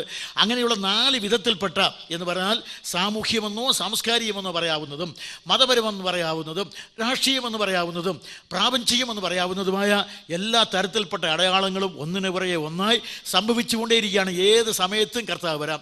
ഒരിക്കൽ ഇംഗ്ലീഷ് ബൈബിൾ ഇൻസ്റ്റിറ്റ്യൂട്ടിലെ പ്രൊഫസറായ ക്രിസോസ്റ്റം ഒരു പ്രസംഗത്തിൽ ഇങ്ങനെ പറഞ്ഞു, യേശുക്രിസ്തു വരുവാനുള്ള സമയം ബൈബിളിൻ്റെ കണക്കനുസരിച്ച് വളരെയേറെ ശരിയായിട്ടുണ്ട്. പിന്നെ എന്തുകൊണ്ട് വരുന്നില്ല? തമിഴ്നാട്ടിലും ഇന്ത്യയിലുമൊക്കെ ഉള്ള ഒരു ആചാരം അദ്ദേഹം പറഞ്ഞു. അവിടെ സാധനമായ കടകളിൽ പോകുന്ന സ്ത്രീകൾ കടകളിൽ ചെന്ന് സാധനം വാങ്ങിച്ചാൽ പയറോ ഉഴുന്നോ എന്തൊക്കെ വാങ്ങിച്ചാൽ അവർ അളന്ന് തൂക്കിയൊക്കെ കൊടുക്കും. പക്ഷേ ഇവർ കുറച്ചുകൂടെ നിൽക്കും അവിടെ. കാരണം ചില്ലുവാനം എന്നൊന്നുണ്ട്. കുറച്ചുകൂടെ ഈ കച്ചവടക്കാരൻ ഒരു 2-3 ഇങ്ങനെ നുള്ളി ഇട്ട് കൊടുക്കണം. അതുകൂടെ കിട്ടിയാൽ ഇവർക്ക് സംതൃപ്തിയായി. കാര്യമൊന്നുമില്ല, എങ്കിലും അതുകൂടെ കിട്ടണം. അദ്ദേഹം പറഞ്ഞു, ഈ ചില്ലുവാന സമയത്താണ് ഇപ്പോൾ നമ്മൾ ജീവിക്കുന്നത്. ഇപ്പോൾ നമ്മൾ ജീവിക്കുന്ന കാലം ഈ ചില്ലുവാന സമയമെന്ന് അദ്ദേഹം പറയുകയുണ്ടായി. അത് കാലവും എത്രയോ കഴിഞ്ഞു. അവിടെ ചുരുക്കി പറഞ്ഞാൽ എന്നാണ് യേശുക്രിസ്തു വരുന്നത് അതൊക്കെ ഇപ്പോൾ പറയാൻ നമുക്ക് സമയമില്ല. യേശുക്രിസ്തു വരും, നിശ്ചയമാണ്. അവൻ്റെ വരവ് ഏറ്റവും ആസന്നമാണ്. ഇങ്ങനെ അർദ്ധരാത്രിക്ക് മണവാളൻ വരും എന്ന് ക്രൈസ്തവ സഭ എല്ലാ നിലയിലും മയക്കം പിടിച്ചുറങ്ങുന്ന, അകത്ത് ആരവാരം മുഴങ്ങുന്നതല്ലാതെ യാതൊരു വിധ പ്രയോജനമില്ലാതെ കഴിയുന്ന ലവോദിക്കൻ കാലഘട്ടം. ആ കാലഘട്ടത്തിലാണ് കർത്താവായ യേശു വരുന്നത്. അകത്തെല്ലാം എന്താണ് ശബ്ദം? ഞാൻ ധനവാൻ, ഞാൻ സമ്പന്നൻ, എനിക്കൊന്നിനും മുട്ടില്ല. ഇത് പറയുന്ന ആളുകളാണ് സഭയിൽ. ഓരോ സഭകളും പറയുന്നത്, ഞങ്ങൾക്ക് ഇത്ര പള്ളികൾ, ഇത്ര സെമിനാരികൾ, ഇത്ര സെമിറ്ററികൾ, ഇത്ര ഇത് കോളേജ്, ഇതൊക്കെ ഞങ്ങൾക്കുണ്ട്, അതുകൊണ്ട് ഇത്ര വിശ്വാസികളുണ്ട്. ഇത് ഓരോരുത്തരും കണക്ക് പറയുക. അതുകൊണ്ട് ഇതെല്ലാം പറഞ്ഞ് ശക്തിപ്രകടനം നടത്തുകയാണ്. അല്ല, ക്രൈസ്തവ സഭ മയക്കം പിടിച്ചുറങ്ങുകയാണ്. ലൈലയുടെ മടിയിൽ ഉറങ്ങുന്ന സഭ. അതുകൊണ്ട് ഇങ്ങനെ ക്രൈസ്തവ സഭ വിശ്വാസത്യാഗം ഭവിച്ച് മയക്കം പിടിച്ച് ഉറങ്ങുമ്പോൾ ഇത് അർദ്ധരാത്രി, ഈ അർദ്ധരാത്രിക്ക് മണവാളൻ വരുന്നു എന്ന് ആർപ്പുവിളിയുണ്ടായി. അപ്പോൾ എല്ലാം എഴുന്നേറ്റു. 5 എഴുന്നേൽക്കുകയുണ്ട്. അതുവരെ ഉറക്കമായിരുന്നു. എഴുന്നേറ്റ് എണ്ണ ഉള്ളതും ഇല്ലാതും എല്ലാം എണീറ്റ് പതുക്കെ നടന്നു തുടങ്ങി. എണ്ണ എടുക്കാൻ നിമിഷം വരെ 2 ഒരുപോലെയാണ് പോകുന്നത്. 2 കൂട്ടർ ഒരുപോലെയാണ്. അതുവരെ വ്യത്യാസമൊന്നുമില്ല. അകത്ത് കടക്കാൻ സമയം വരെ 2നെയും കണ്ടാൽ ഒരുപോലെ ഇരിക്കും. ഒരു കവി പറഞ്ഞിട്ടുണ്ട്, ആകാരവും നിറവുമൊക്കെ ഏകദേശം അക്കാകനും കുയിലിനോട് സമാനമായി തോന്നിക്കലും ശരി.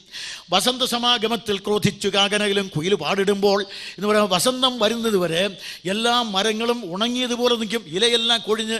പക്ഷേ വസന്തം, സുന്ദരമായ വസന്തം വരുമ്പോഴുണ്ടല്ലോ, ഇലകളെല്ലാം തുളിർവിട്ട് മനോഹരമായ മധുവണിഞ്ഞ് ശോഭിക്കും.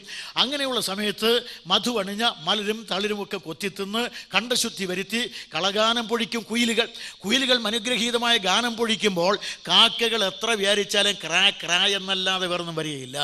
അതുകൊണ്ട് ഒരു കാര്യം പറഞ്ഞു, അതുവരെ 2ഉം കണ്ടാൽ ഒരുപോലെ ചെറിയാൻ സാറിൻ്റെ പാട്ടും കുഞ്ഞുപദേശിയുടെ പാട്ടും സൈമൺ സാറിൻ്റെ പാട്ടും എല്ലാവരും കൂടെ പാടും. പാടും. അതുകൊണ്ട് അതുവരെ രണ്ടും കണ്ടാൽ ഒരുപോലെ ഇരിക്കും, പോക്കും വരവും ബൈബിൾ പിടിക്കലും പ്രാർത്ഥനയും കുറേ കൂടുതലും തോന്നിയിരിക്കും. പക്ഷെ ഒരു കാര്യമുണ്ട്, എല്ലാം പോകില്ല. പണ്ട് വലിയ കുഞ്ഞപ്പി ഉപദേശി പറഞ്ഞതുപോലെ കറങ്ങിടുമേ ഞങ്ങൾ അന്നാളിൽ പറഞ്ഞിടുമേ എന്നാണ് പാടുന്നത്. പക്ഷേ അവൻ വരുമ്പോൾ പലരും കറങ്ങിടുമേ അന്നാളിൽ ഞങ്ങൾ കറങ്ങിടുമേ എന്നായിരിക്കും. അതുകൊണ്ട് പ്രിയ സ്നേഹിതരെ, ഇന്ന് രാത്രി കർത്താവായ യേശുവിൻ്റെ പുനരാഗമനം സംഭവിച്ചാൽ, സമയപരിമിതി, വിഷയം വിസ്തൃതി ഞാൻ വിട്ടപ്പുറത്ത്, അതുകൊണ്ട് ഇന്ന് രാത്രി കർത്താവായ യേശു ക്രിസ്തു വന്നാൽ എന്തായിരിക്കും? ഇന്ന് രാത്രി അവൻ്റെ കാഹളം ധ്വനിക്കാം. അതുകൊണ്ട് ഇന്ന് രാത്രി നമ്മുടെ കർത്താവായ ഇന്ന് ബുധനാഴ്ച അല്ലേ, ബുധനാഴ്ചയാണ്. ഈ രാത്രിയിലും കർത്താവായ യേശു വരാം. നമ്മളെല്ലാം യോഗം കഴിഞ്ഞു ചെന്ന് കുളിച്ചോ അത്താഴം കഴിച്ചോ ഒക്കെ സുഖശയനം. രാവിലെ ആകുമ്പോഴത്തേക്കും എവിടെ നിന്നും ഫോണൊന്നും വിളിക്കാനൊക്കെ ഇല്ല. എല്ലാം അവിടെ എല്ലായിടത്തും ഒരേ ശബ്ദമാണ്, കാണുവാനില്ല. എവിടെയും അപ്പുറത്ത് ഭാര്യയെ കണ്ടില്ല, ഇവിടെ ഭർത്താവിനെ കണ്ടില്ല, ഇവിടെ അപ്പനെ കണ്ടില്ല, അവിടെ മകനെ കണ്ടില്ല, അവിടെ അമ്മായിപ്പനെ കണ്ടില്ല, സർവത്ര കാണുവാനില്ല. അത് കഴിഞ്ഞ് ഒരു ദിവസം എല്ലാം കൂടെ അങ്കലാപ്പിലാണ്. അതിൻ്റെ പിറ്റേ ദിവസമാകുമ്പോൾ ഏത് ടി വിയിലും റേഡിയോയിലും ഒരേ വാർത്ത, 5 അടി 3 ഇഞ്ച് നീളം, ഇതുപോലെ പൈജാമായി ജൂബയും അല്ല, നാട്ടിൽ ഞാൻ ജൂബയും മുണ്ടുമാണ്. അതുകൊണ്ട് ഇങ്ങനെയുള്ള വേഷം, ഇരുനിറം, വലിയ നെറ്റി, വലിയ കണ്ണ്, വലിയ ചെവി, ഇരുനിറം, ഇങ്ങനെയുള്ള ഉപദേശിപ്പണി. ഇങ്ങനെ ഒരാളെ കണ്ടു കിട്ടിയാൽ താഴെ കാണുന്ന വിലാസത്തിൽ അല്ലെങ്കിൽ അടുത്തുള്ള പോലീസ് സ്റ്റേഷനിൽ വിവരമറിയിച്ചാൽ തക്കതായ പ്രതിഫലം നൽകുന്നതാണെന്ന് രക്ഷിക്കപ്പെടാത്ത എൻ്റെ അനുജനോ അളിയനോ ഒരു പരസ്യം കൊടുക്കാം. പക്ഷേ അന്വേഷിച്ചാൽ കണ്ടു കിട്ടുകയില്ല. രക്ഷിക്കപ്പെട്ടവരാരും ഇവിടെ ഉണ്ടായിരിക്കുകയില്ല. കർത്താവായ യേശു ക്രിസ്തു വരും. കർത്താവ് വരുമ്പോൾ ക്രൈസ്തവ സഭ വിശ്വാസികളെല്ലാം മരിച്ചവർ അക്ഷയരായി ഉയർക്കും, ജീവനോടിരിക്കുന്ന രൂപാന്തരപ്പെടും. ഇങ്ങനെ നമ്മൾ ആകാശമേഘങ്ങൾ എടുക്കപ്പെടും. പ്രിയ സ്നേഹിതരെ, കർത്താവായ യേശുവിൻ്റെ പുനരാഗമനത്തിന് കാഹളം ധ്വനിക്കുമ്പോൾ കർത്താവിൽ മരിച്ചവർ ആബാലവൃത്തം ഒന്നിച്ച് ഉയർത്തെഴുന്നേൽക്കും. ജീവനോടിരിക്കുന്ന വിശ്വാസികൾ രൂപാന്തരപ്പെട്ട് ക്രൈസ്തവ സഭ ആകാശമണ്ഡലത്തിൽ. ഇപ്പോൾ നമുക്ക് ചന്ദ്രനിൽ പോകാനുള്ള വെമ്പൽ, ചെവ്വായി പോകാനുള്ള വെമ്പലൊക്കെയാണുള്ളത്. ടിക്കറ്റൊക്കെ ബുക്ക് ചെയ്തിരിക്കുന്ന വൻപട കോടീശ്വരന്മാരുമുണ്ട്. പക്ഷേ ഒരു കാര്യമുണ്ട്, ഒരുത്തിനും പോകുമെന്ന് തോന്നുന്നില്ല. എവിടെയെല്ലാം കീഴടക്കാമെന്ന് പറഞ്ഞാലും അറിയുന്നില്ല. പക്ഷേ മഹാ KV സൈമൺ ഒരു പാട്ടിൽ പറഞ്ഞിട്ടുണ്ട്, 1000 കോടി വാനഗോളങ്ങളെ താണ്ടി പോകുന്ന മാർഗം ഊഹിക്കാവുന്നതാണോ എന്ന് പറഞ്ഞാൽ, അന്ന് ക്രൈസ്തവ സഭ എവിടെ നിന്ന് ഈ ഭൂമിയിൽ നിന്ന് എഴുന്നേറ്റ് തേജോമയമായ ശരീരം ധരിച്ച് ക്രിസ്തു ഇറങ്ങി വരുന്ന ആകാശമധ്യത്തിലേക്ക് 1000 കോടി വാനഗോളങ്ങളെ താണ്ടി എന്ന് വെച്ചാൽ നമ്മുടെ സൗരമണ്ഡലത്തെ താണ്ടി, അതിൻ്റെ അടുത്ത സൗരമണ്ഡലങ്ങളെ താണ്ടി, ഗാലക്സികളെ താണ്ടി, മണ്ഡലങ്ങളെ താണ്ടി, ഇങ്ങനെ താണ്ടി അങ്ങോട്ട് പോകും. അവിടുന്ന് കർത്താവായ യേശു ക്രിസ്തു ഇങ്ങോട്ട് ഇറങ്ങി വരും. അവിടെ വെച്ച് കണ്ടുമുട്ടും ആനന്ദതുന്തിലം. അതുകൊണ്ട് അങ്ങനെ കർത്താവായ യേശു ക്രിസ്തുവിന്റെ പുനരാഗമനത്തിൽ അനുഗ്രഹീതമായിരിക്കുന്ന ഈ അനുഭവത്തിൽ അവിടെ ക്രൈസ്തവ സഭ, ഇവിടെ കണ്ണുനീരനുഭവിച്ച് കാലത്തിൽ കഴിയുന്ന ഈ സഭ, കഷ്ടത അനുഭവിച്ച് കാലത്തിൽ കഴിയുന്ന പീഡകൾ അനുഭവിച്ച് അനേകമായ പീഡകളിലൂടെ കടന്നു പോകുന്ന സഭയുണ്ടല്ലോ, അതെല്ലാം മറന്ന് കർത്താവായ യേശു ക്രിസ്തു എന്ന ആത്മമണവാളൻ്റെ അനുഗ്രഹീതമായ വിശാലമായ മാർഡത്തിൽ ചാരിക്കിടന്നുകൊണ്ട് അവൻ്റെ അധരത്തിൽ നിറയ്ക്കുന്ന പ്രേമത്തിൻ്റെ മുന്തിരിച്ചാറ് മുത്തി കുടിക്കുന്ന ആ സുന്ദരമായ സുദിനത്തിൽ ഇവയെല്ലാം പാടേ മറന്ന് ആനന്ദതുന്ദലമായ അവസ്ഥയിൽ നാം എത്തിച്ചേരും. ഇത് ക്രൈസ്തവ പ്രത്യാശയുടെ അനുഗ്രഹീതമായ മണിമുഹൂർത്തം. ക്രൈസ്തവ പ്രത്യാശ അതിൻ്റെ മുഹൂർത്തത്തിൽ എത്തിച്ചേരുകയാണ് ഉന്നതയിൽ. യേശു ക്രിസ്തു എന്ന ആത്മമണവാളനിൽ അവൾ ഏറ്റവും അനുഗ്രഹീതമായി അവരുടെ മാർഡത്തിൽ വിശ്രമിക്കും. ഇത് സഭയുടെ ഇത്രയും ഇന്ന് രാത്രി നടക്കാവുന്ന കാര്യമാണ്. ഇന്ന് രാത്രി കർത്താവ് വന്നാൽ ഇന്ന് നേരം വെളുക്കുമ്പോഴുള്ള കാര്യമാണ്. വ്യാഴാഴ്ച നാളെ ഏത് പത്രത്തിലും കാണുവാനില്ല, അല്ലെങ്കിൽ ഏത് വാർത്തയിലും ഇതാണ്, ടി വിയിലുമെല്ലാം. അടുത്ത വെള്ളിയാഴ്ച വേറെ വാർത്ത. ഈ രാജ്യത്ത് നിന്ന് ഒരുപറ്റം ആളുകളെ പൊടുന്നിനെ കാണാതെ വന്നതിൽ അവിടെ ബന്ധുമിത്രാദികളോട് രാഷ്ട്രത്തിനുള്ള അഗാധമായ, ഇന്ത്യയിലാണെങ്കിൽ രാഷ്ട്രപതി അബ്ദുൽ കലാം പറയും, അഗാധമായ ദുഃഖം അറിയിച്ചുകൊള്ളുന്നു. പിന്നെ ഒരു അനുബന്ധം കൂടെ കൂട്ടിച്ചേർക്കും. ഈ ബന്ധുമിത്രാദികൾ നഷ്ടപ്പെട്ടവർക്ക് പ്രസിഡന്റിൻ്റെ ദുരിതാശ്വാസ ഫണ്ടിൽ നിന്ന് 10,000 രൂപ വെച്ച് ഉദാരമായി സംഭാവന ചെയ്യാനും കൽപ്പിച്ചിരിക്കുന്നു അദ്ദേഹത്തിൻ്റെ ഇത്. അപ്പോൾ ശനിയാഴ്ച പിന്നെ ആധികാരികമായി പറയാനുള്ളൊരു വകുപ്പുണ്ടല്ലോ, ശാസ്ത്ര വകുപ്പ്, അവരെല്ലാം കൂടെ ആധികാരികമായി ഇത്തരം സംഭവങ്ങൾ എന്തുകൊണ്ട് നടക്കുന്നു എന്ന് ഞങ്ങൾ കൂലങ്കഷമായി അന്വേഷിച്ചപ്പോൾ മനസ്സിലാകുന്നത് ഇങ്ങനെയാണ്. ചില ഗോളങ്ങൾ മറ്റു ചില ഗോളങ്ങളുമായി അടുത്ത് വരാറുണ്ട്. അങ്ങനെ ചില നക്ഷത്രങ്ങൾ മറ്റു ചില നക്ഷത്രങ്ങളും അടുത്ത് വരുമ്പോൾ ചില പ്രത്യേക നാള്, പ്രത്യേകം തിഥി എന്നിവയിൽ ജനിച്ച ആളുകൾ ആ ഗോളങ്ങളുടെ ആകർഷണം കൊണ്ട് ഇങ്ങോട്ട് വലിച്ചെടുക്കപ്പെട്ടു പോയതാണ്. ഇനി ഇതുപോലൊരു അപകടം കഴിയാൻ 10,000 വർഷം കഴിയേണ്ടി വരും. അതുകൊണ്ട് ഇപ്പോൾ അപകടം കഴിഞ്ഞു പോയി എന്നാണ് ശാസ്ത്രവകുപ്പ്. ഇത്രയും ആകുമ്പോൾ നമുക്ക് വേറെ വകുപ്പ് കൂടെ ഉണ്ട്. ആ വകുപ്പ് പറയുന്നത് ജനസംഖ്യയിൽ കാര്യമായ കമ്മി ഏർപ്പെട്ടിരിക്കുന്നതിനാൽ തൽക്കാലം ഈ 4 നമുക്ക് 2 എന്ന് പറയുന്ന ഇപ്പോഴത്തെ ഡിപ്പാർട്ട്മെൻറ്റ്, ഇവിടുത്തെ അല്ല ഇന്ത്യയിൽ, 4 നമുക്ക് 2 എന്ന് പറഞ്ഞ ഡിപ്പാർട്ട്മെൻറ്റ് തൽക്കാലം ഇത് അവസാനിപ്പിച്ചിരിക്കുന്നു എന്ന്. ഇപ്പോൾ എവിടെ നോക്കിയാലും ഇതാണ്. അത് കഴിഞ്ഞ് ഇത്രയും ആകുമ്പോഴത്തേക്കും അടുത്ത ഞായറാഴ്ചയായി. ഞായറാഴ്ച ആയി കഴിയുമ്പോൾ വമ്പിച്ച തള്ളാണ് പള്ളികളിലെല്ലാം. രക്ഷിക്കപ്പെടാത്തവനെല്ലാം അവിടെ ചെല്ലും, അടുത്തുള്ള ഹിന്ദുവും ചെല്ലും, അവിടെ RSS ERSS എല്ലാം അവിടെ ചെല്ലും, മുസ്ലിമും ചെല്ലും, എല്ലാവരും പള്ളികളിൽ വരും. എന്തെന്ന് പറഞ്ഞാൽ അപ്പോൾ ഇവർ പറഞ്ഞുകൊണ്ടിരുന്നതൊക്കെ ശരിയായോ? യേശുക്രിസ്തു വന്നോ? ഈസാനബി വന്നോ? നസ്രാണിയെ മാത്രം കൊണ്ടുപോയോ? ഞങ്ങൾ വിട്ടേച്ചു പോയോ എന്ന് അവർ. അതോടൊപ്പം ഇവരൊക്കെ പറഞ്ഞ് ശരിയാണോ, ഇനി എന്താണ് സംഭവിക്കാൻ പോകുന്നത് എന്നൊക്കെ അറിയാൻ വേണ്ടി ഹിന്ദുക്കളെല്ലാം പള്ളിപ്പറമ്പിൽ അങ്ങ് പമ്പിച്ച് കൂട്ടമാണ്. എല്ലായിടത്തും രക്ഷിക്കപ്പെട്ട ആരും ഇവിടെ കാണുകയില്ല. രക്ഷിക്കപ്പെടാത്ത അച്ഛനോ പാതിരിയോ ഒന്നും കാണുകയില്ല. രക്ഷിക്കപ്പെട്ട ധാരാളം അച്ഛന്മാരും ആരെയും കാണുകയില്ല. രക്ഷിക്കപ്പെടാത്ത അച്ഛന്മാർ, രക്ഷിക്കപ്പെടാത്ത ഭാഷണന്മാർ, രക്ഷിക്കപ്പെടാത്ത മൂപ്പന്മാരൊക്കെ അവിടെ ഉണ്ടായിരിക്കും. അവരെല്ലാം അവിടെ കാണും. അപ്പോൾ ഒരുപക്ഷെ അവർ പറയും, പ്രിയമുള്ളവരെ, നാം ഭയപ്പെടാതിരിക്കണം. ഇങ്ങനെയുള്ള സംഭവങ്ങൾ കണ്ട് ഒരിക്കലും നമ്മുടെ മനസ്സ് പതറിപ്പോകരുത്. പ്രിയമുള്ളവരെ, ദൈവം നമ്മുടെ പ്രാർത്ഥന കേൾക്കുന്നവനാണ്. നമ്മളെയെല്ലാം പാപികളെന്ന് പാടെ ആക്ഷേപിച്ചുകൊണ്ടിരുന്ന ഒരു കൂട്ടം ആളുകളെ പരമകാരുണികനായ ദൈവം ഈ പാടിൽ നിന്ന് പാടെ മാറ്റിത്തന്നതിനാൽ നമുക്ക് അവന് സ്തോത്രയാഗം അർപ്പിക്കാം. അവൻ പാപത്തെ വെറുക്കുന്നു എങ്കിലും പാപിയെ സ്നേഹിക്കുന്നവനാണ്. അതുകൊണ്ട് സമാധാനത്തോടെ പോകുവീൻ അന്തിക്രിസ്തുവിൻ്റെ കയ്യിലേക്ക്. ഇതാണ് സംഭവിക്കാൻ പോകുന്നത്. അത്രയും പറഞ്ഞ് ഞാൻ ഈ ഭാഗം വിടുകയാണ്. അതുകൊണ്ട് യേശു ക്രിസ്തു രണ്ടാമത് വരും. ഇന്ന് രാത്രി കർത്താവായ യേശു ക്രിസ്തുവിനെ പുനരാഗമനത്തിന് കാഹളം ധ്വനിച്ചാൽ ഞാൻ അവനോടുകൂടെ ആകാശത്തിലേക്ക് എടുക്കപ്പെടുമെന്ന് നിശ്ചയമുള്ളവർ നിങ്ങളുടെ കൈകളൊന്ന് ഉയർത്തി കാണിക്കുക. അതുകൊണ്ടാണ് കൈവക്കാൻ പറഞ്ഞാൽ പോകുക. അതെല്ലാം വിശ്വാസികളല്ലേ ഇരിക്കുന്നത്, വിശ്വാസികളാണ് ഭൂരിപക്ഷം.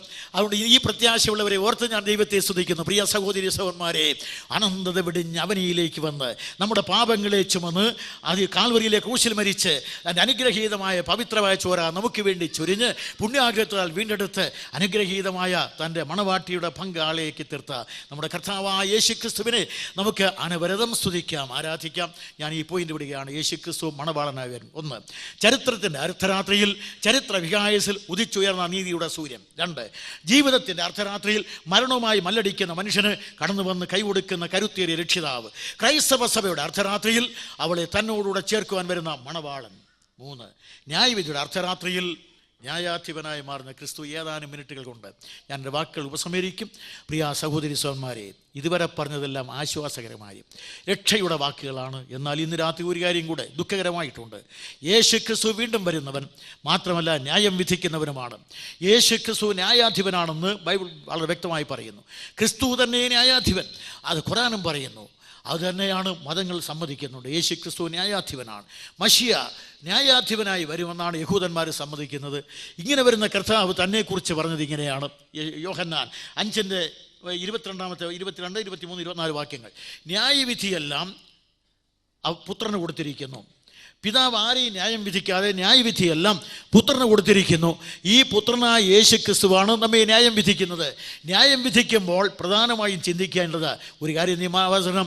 കർത്താവായ യേശു ലോകത്തിൽ വന്നു, ക്രൂശിൽ മരിച്ചു. സമയപരിമിതി കൊണ്ട് ഞാൻ വെട്ടിച്ചുരുക്കി വിടുകയാണ്. മരിച്ചു, അടക്കപ്പെട്ടു, ഉയർത്തെഴുന്നേറ്റു, ജീവിച്ചു. ഈ സുവിശേഷം എത്രയോ വട്ടം കേട്ടു, എത്രയോ തവണ ഇവിടെ വെച്ച്, നാട്ടിൽ വന്ന്, അവിടെ വെച്ച്, ഇവിടെ വെച്ച്, എവിടെയും കേട്ടു. പക്ഷേ രക്ഷിക്കപ്പെട്ടില്ല. ഇത് കഴിഞ്ഞ് നീ അന്തിമമായി ന്യായവിധിയിലേക്ക് ചെല്ലുമ്പോൾ അവിടെ കേൾക്കാൻ പോകുന്ന ഭയാനകമായ ശബ്ദമാണ്. ഇന്ന് രാത്രി എന്നെ കേൾക്കുന്ന പ്രിയ സ്നേഹിതരെ, ഇതുവരെ അവൻ രക്ഷിതാവാണ്, ഇപ്പോൾ അവൻ ന്യായാധിപനാണ്. അവിടെ കോട കൊടുക്കാനൊക്കെയില്ല, ശുപാർശയില്ല. ഇവൻ നീതിമാനായ ന്യായാധിപനാണ്. മരിച്ചവർ ആബാലവൃദ്ധം അവിടെ നിൽക്കുന്ന കാണാം. എല്ലാവരെയും ന്യായം വിധിക്കും. പണ്ഡിതവരേണ്യനായ പൗലോസ് അഥേനയെ പ്രസംഗിക്കുമ്പോൾ ദാർശനികന്മാരായ സ്റ്റോയിക്കുകളും എപ്പിക്കൂരിയനും ചോദിച്ചു, പൗലോസ് എങ്ങനെയാണ് ന്യായവിധി നടക്കുന്നത്? അദ്ദേഹം പറഞ്ഞു, അതിനൊരു ദിവസമുണ്ട്, ആ നിശ്ചിതമായ ദിവസമുണ്ട്, ആ നിശ്ചിത ദിവസത്തിൽ ന്യായവിധിയുണ്ട്. എങ്ങനെയാണ് ന്യായവിധി നടക്കുന്നത്? മരിച്ചവരുടെ പുനരുത്ഥാനമുണ്ട്, അതുകൊണ്ട് ന്യായവിധി തീർച്ചയാണ്. അതെങ്ങനെ അറിയാം? യേശു ക്രിസ്തു ഉയർത്തെഴുന്നേറ്റിരിക്കുന്നതിനാൽ അതിന് ഉറപ്പ് വരുത്തിയിരിക്കുന്നു. പൗലോസിന്റെ പ്രഖ്യാപനം, മരിച്ചവർ ആബാലവൃദ്ധം അവിടെ നിൽക്കും, ന്യായം വിധിക്കും. ആ ന്യായവിധി ദിവസത്തിൽ നിന്നോട് കൂടുതൽ ചോദിക്കേണ്ടതില്ല, അവനവൻ്റെ പാപത്തിനെല്ലാം ശിക്ഷയുണ്ട്. ഇത്രയും ഞാൻ പറഞ്ഞപ്പോൾ പ്രിയ സഹോദരീ സഹോദരന്മാരെ, യേശു ക്രിസ്തുവിനെ സംബന്ധിച്ച് ഇന്ന് പാപങ്ങൾ വെറുതെ മോചിച്ചു കൊടുക്കുന്നവനാണ്. ഇല്ലാതെ പോയാൽ നീ ചെയ്തു കൂട്ടിയ പാപമുണ്ടല്ലോ, അതിനല്ല നീ നരകത്തിൽ പോകുന്നത്. ക്രിസ്തുവിനെ സ്വീകരിക്കാത്തതിനാൽ നീ പാപം ചെയ്തതിന് ശിക്ഷയില്ലെന്ന് ഞാൻ പറഞ്ഞിട്ടില്ല. പക്ഷേ ഒരുത്തൻ പാപം ചെയ്താൽ യേശു ക്രിസ്തു നിനക്ക് വേണ്ടി മരിച്ചതിനാൽ ഇനി ബൈബിൾ അനുസരിച്ച് ഒരു പാപിയെ നരകത്തിലേക്ക് വിധിക്കാൻ യേശു ക്രിസ്തുവിന് ദൈവത്തിന് അധികാരമില്ല.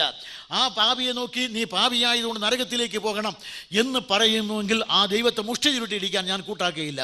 എന്നാൽ അതല്ല ബൈബിൾ പറയുന്നത്. അവിടെ പറഞ്ഞിരിക്കുന്നത് ഇങ്ങനെയാണ്: യേശു ക്രിസ്തു പാപങ്ങളെ മോചിക്കുന്നവനാണ്. യേശു ക്രിസ്തുവിനെ ധിക്കരിക്കുന്നതാണ് നിന്റെ മേലുള്ള കുറ്റം.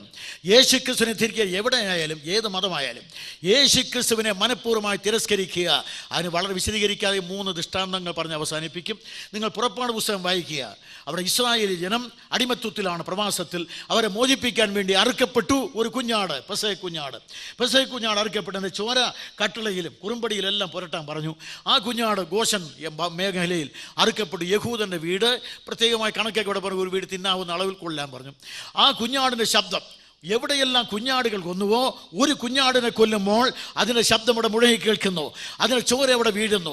അത് കഴിഞ്ഞ് അതിൻ്റെ ശബ്ദം അവസാനിക്കുന്നിടത്ത് മറ്റൊരു കുഞ്ഞാട് കൊല്ലപ്പെടുന്നു, അതിൻ്റെ ചോര എവിടെ വീഴുന്നു. ഇങ്ങനെ കുഞ്ഞാടുകൾ കൊല്ലപ്പെട്ട് ആയിരക്കണക്കിന് കുഞ്ഞാടുകളുടെ ശബ്ദം ആർത്തിരമ്പി ഫറവോന്റെ കൊട്ടാരത്തിൽ അലച്ചു കയറുന്നു.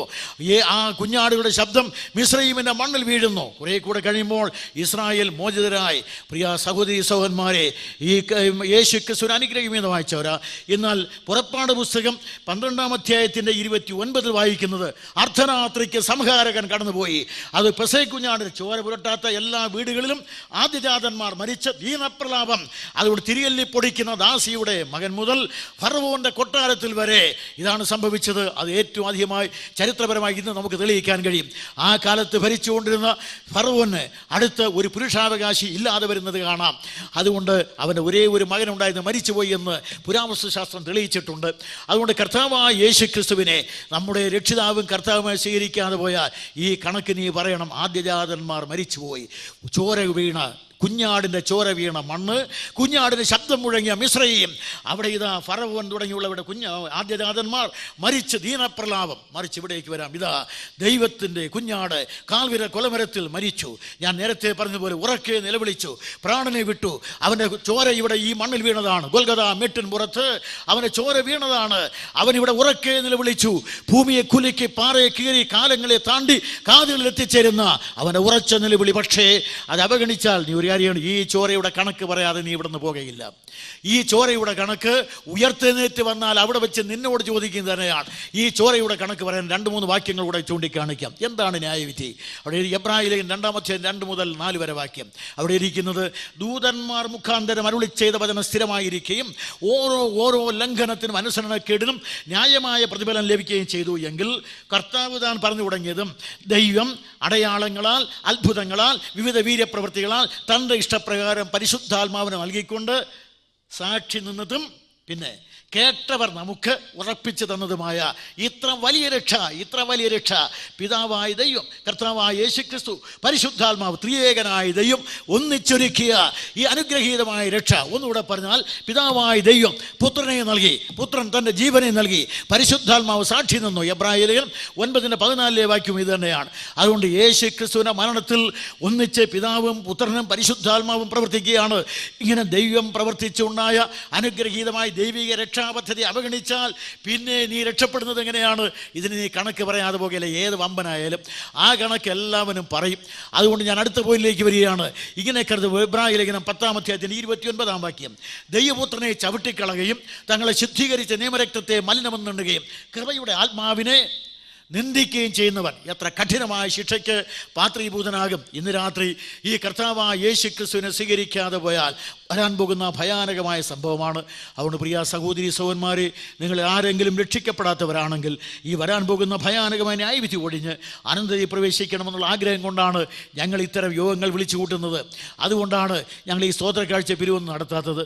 അതുകൊണ്ട് എങ്ങനെയെങ്കിലും നിങ്ങൾ രക്ഷിക്കപ്പെടണം. ഞാൻ ഇന്നലെ പറഞ്ഞല്ലോ, യൂദായുടെ ലേഖനത്തിലെ വാക്യമാണ്, ജഡത്താൽ കറ പിടിച്ച അങ്കി പോലും പകച്ചുകൊണ്ട് ചിലരെയെങ്കിലും തീയിൽ നിന്ന് വലിച്ചെടുക്കേണ്ടതിനാണ് ഈ യജ്ഞം. അല്ലെങ്കിൽ എന്തിന് ഇത് പ്രസംഗിക്കണം? അതുകൊണ്ട് കമ്മ്യൂണിസം പ്രസംഗിച്ച് ഒരു മന്ത്രിയാകാമായിരുന്നു എനിക്ക്. എന്നോട് സഖാക്കൾ പലരും നല്ലൊരു ഭാവിയുണ്ട്, അത് കളഞ്ഞു വിളിച്ച് പോകരുതെന്ന് സഖാക്കളെല്ലാം പറഞ്ഞു. പക്ഷേ ഈ ക്രിസ്തുവിനെ കണ്ടെത്തിയാൽ പ്രസംഗിക്കാതിരിക്കാൻ പറ്റുമോ? അതുകൊണ്ട് പ്രിയ സഹോദരി സഹോദരന്മാരെ, കർത്താവായ യേശു ക്രിസ്തുവിനെ സ്വീകരിക്കുന്നതിനേക്കാൾ അഭികാമ്യമായി ഒന്നുമില്ല. അത് അഭിമാനമാണ്. കുരിശിലെ ക്രിസ്തു അത് ചിലർക്ക് നിന്ദ്യമാണ്, നമുക്ക് വന്ധ്യമാണ്. യേശു ക്രൂശിക്കപ്പെട്ട ക്രിസ്തു അവർക്ക് പൂജ്യമാണ്. അവർക്ക് ത്യാജ്യമാണെങ്കിൽ നമുക്ക് സംപൂജ്യമാണ്. ഈ കർത്താവായ യേശു ക്രിസ്തുവിൻ്റെ ക്രൂശ് അഭിമാനപാത്രമാണ്. ക്രൂശിൽ മരിച്ച ക്രിസ്തു നമ്മുടെ വിജയചിഹ്നമാണ്. ക്രിസ്തു നമ്മുടെ രക്ഷിതാവാണ്, കർത്താവാണ്, ദൈവമാണ്. ഈ കർത്താവിനെ അവഗണിച്ചാൽ ഇനി ന്യായവിധി അല്ലാതെ വേറൊന്നും ശേഷിക്കുന്നില്ല.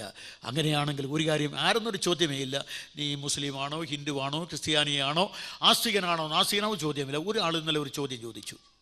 പക്ഷേ ഈ മനുഷ്യനുണ്ടായതുകൊണ്ടല്ലേ ദൈവത്തെ ആരാധിക്കുന്നത്? എല്ലാ ജീവരാശികളിലും താങ്കൾ ആദ്യത്തെ പ്രസംഗത്തിൽ പറഞ്ഞതുപോലെ അനേക ജീവികളെല്ലാം വംശനാശം വന്നു പോയല്ലോ. ഈ മനുഷ്യനും വംശനാശം വന്നു പോയാൽ പിന്നെ ആരാണ് ദൈവത്തെ വിളിച്ചും ആരാധിച്ചും പോകുന്നത്? ഇല്ല, മനുഷ്യൻ അങ്ങനെ വംശനാശം വരുന്നവനല്ല. മനുഷ്യൻ എന്ന് പറയുന്ന ജീവി വംശനാശം വരുന്നതായിട്ട് രേഖപ്പെടുത്തിയിട്ടില്ല, എവിടെയും തെളിവില്ല. അവൻ ഇവിടെ പറ്റി മാത്രമല്ല, അനന്തതയും ജീവിക്കുവാൻ വിധിക്കപ്പെട്ടവനാണ്. അതുകൊണ്ട് വംശനാശം അവന് വരികയില്ല. മനുഷ്യൻ എന്നേക്കും ഉണ്ടായിരിക്കും. അതുകൊണ്ട് പ്രിയ സഹോദരീ സഹോദരന്മാരെ, ഈ കർത്താവായ യേശു ക്രിസ്തുവിനെ നിങ്ങളുടെ ഹൃദയത്തിൽ രക്ഷിതാവും കർത്താവുമായി സ്വീകരിക്കണം. ഞാനൊരു ദൃഷ്ടാന്തം പറഞ്ഞ് അവസാനിപ്പിക്കും. നമ്മുടെ മിനിറ്റിൽ ഏതാനും മിനിറ്റ് കൊണ്ട് ഞാനിത് അവസാനിപ്പിക്കുന്നതാണ്. ദൈവപുത്രനായ യേശുക്രിസ്തുവിനെ അവഗണിച്ചാൽ ഉണ്ടാകുന്ന ഫലം. അതുകൊണ്ട് യേശുക്രിസ്തു ക്രൂശിൽ മരിച്ചു, ഉറക്കെ നിലവിളിച്ച് പ്രാണനെ വിട്ടു. ആ ശബ്ദം ഇന്ന് മുഴങ്ങിക്കൊണ്ടിരിക്കുന്നു. നാം നേരെ ചെല്ലുക. ഇതുപോലെ ഭയാനകമായ ഒരു ന്യായവിധിയുടെ സംഭവം നമുക്ക് കാണാം. സംഭവം ഈ മേഖലയിലാണ് നടന്നത്. ബെൽത്തസേർ എന്ന് പറയുന്ന യുവരാജാവ് ബാബിലോൺ ഭരിക്കുകയായിരുന്നു. BC 539 സംഭവം അരങ്ങേറുന്നത്. രേഖപ്പെടുത്തിയിരിക്കുന്നത് ദാനിയേലിന്റെ പ്രവചനം 5-ാം അധ്യായത്തിലാണ്. ബെൽത്തസേർ യുവരാജാവായിരുന്നു. അദ്ദേഹത്തിന് വലിയൊരു മോഹം. ആ മോഹം എന്ന് ചോദിച്ചാൽ ഒരു വലിയ വിരുന്ന് നടത്തണം. 1000 മഹത്തുക്കളെ വിളിച്ചു.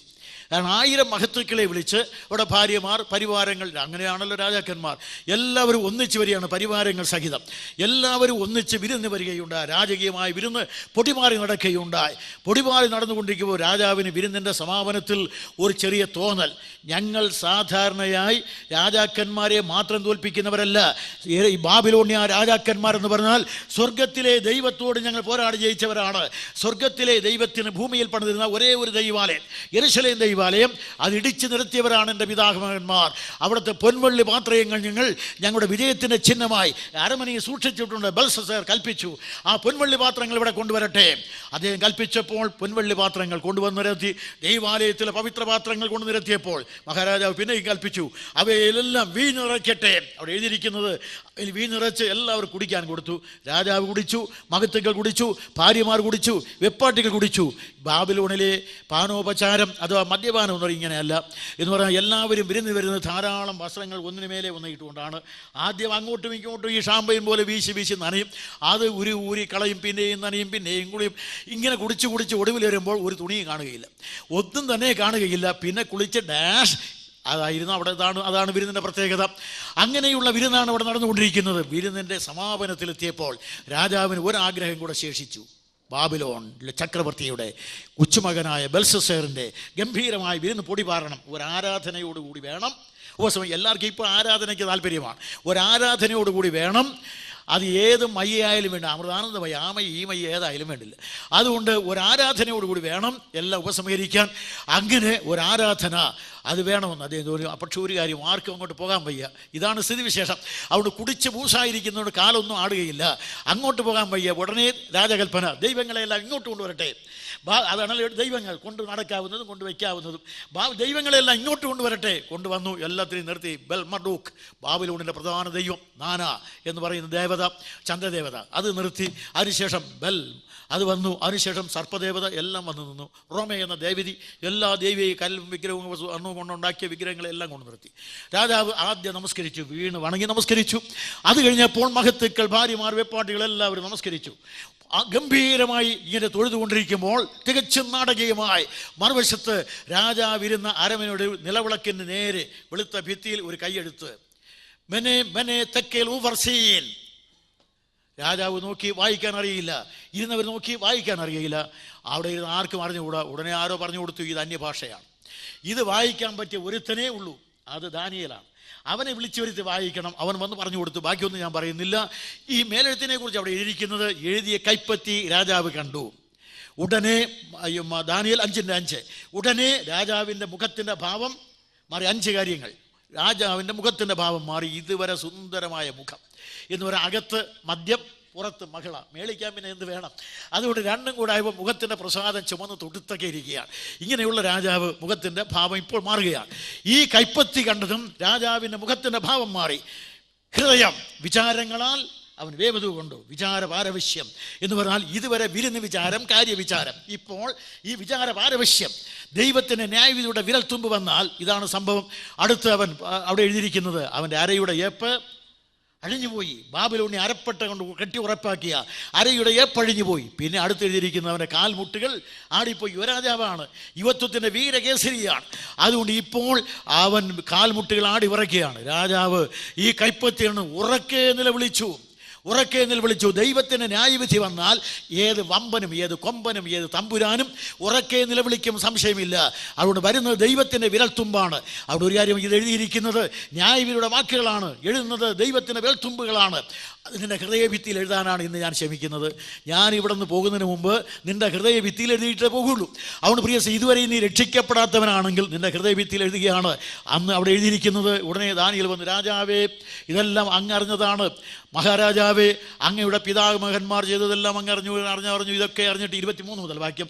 ഇതൊക്കെ അറിഞ്ഞിട്ടും എന്ന് പറഞ്ഞാൽ, നെബൂഖദ്നേസർ എന്ന രാജാവ് യെരൂശലേം ദൈവാലയം ആക്രമിച്ച് 3 ബാലന്മാരെ ഇവിടെ പിടിച്ചു കൊണ്ടുവന്ന് അവരെ ഇട്ടിട്ടും അവരെ വലിയ അഗ്നിച്ചൂളയിലേക്ക് വലിച്ചെറിഞ്ഞിട്ടും അതിനുശേഷം അവർ വിജയിച്ചു വന്നപ്പോൾ ഇവിടുത്തെ നാൾവഴി പുസ്തകത്തിൽ സ്വർഗത്തിലെ ഏക സത്യദൈവത്തെക്കുറിച്ച് എഴുതി വച്ചിരിക്കുന്നത് അങ്ങ് അറിഞ്ഞിട്ടും, മഹാരാജാവേ, അതിനുശേഷം നിന്റെ പിതാമഹനായ നെബൂഖദ്നേസർ ദൈവത്തോട് മത്സരിച്ചപ്പോൾ അവനെ കാട്ടിലേക്ക് പറഞ്ഞയച്ച് കാളയോടൊപ്പം പുല്ല് തീറ്റിച്ച വൃത്താന്തം ഇവിടുത്തെ നാൾവഴി പുസ്തകത്തിൽ എഴുതി വെച്ചത് നീ അറിഞ്ഞിട്ടും, അല്ലയോ ബെൽഷസ്സേറേ, സ്വർഗത്തിലെ ദൈവത്തിന് മഹത്വം കൊടുക്കാതെ ആ ദൈവത്തെ അവമാനിച്ചുകൊണ്ട് അവൻ്റെ പൊൻവഴ പാത്രങ്ങളിൽ അറപ്പായ വീഞ്ഞ് നിറച്ച് അങ്ങ് കുടിച്ചു. ഭാര്യമാർ കുടിച്ചു, വേപ്പാട്ടുകൾ കുടിച്ചു, മഹത്തുക്കൾ കുടിച്ചു, അവിടെ ഭാര്യമാർ കുടിച്ചു, ദൈവത്തെ അവഹേളിച്ചു. ഒടുവിലായി ദൈവത്തെ അവമാനിച്ചുകൊണ്ട് കാൺപ്പാനും കേൾപ്പാനും വയ്യാത്ത വിഗ്രഹങ്ങളെ നമസ്കരിച്ചു.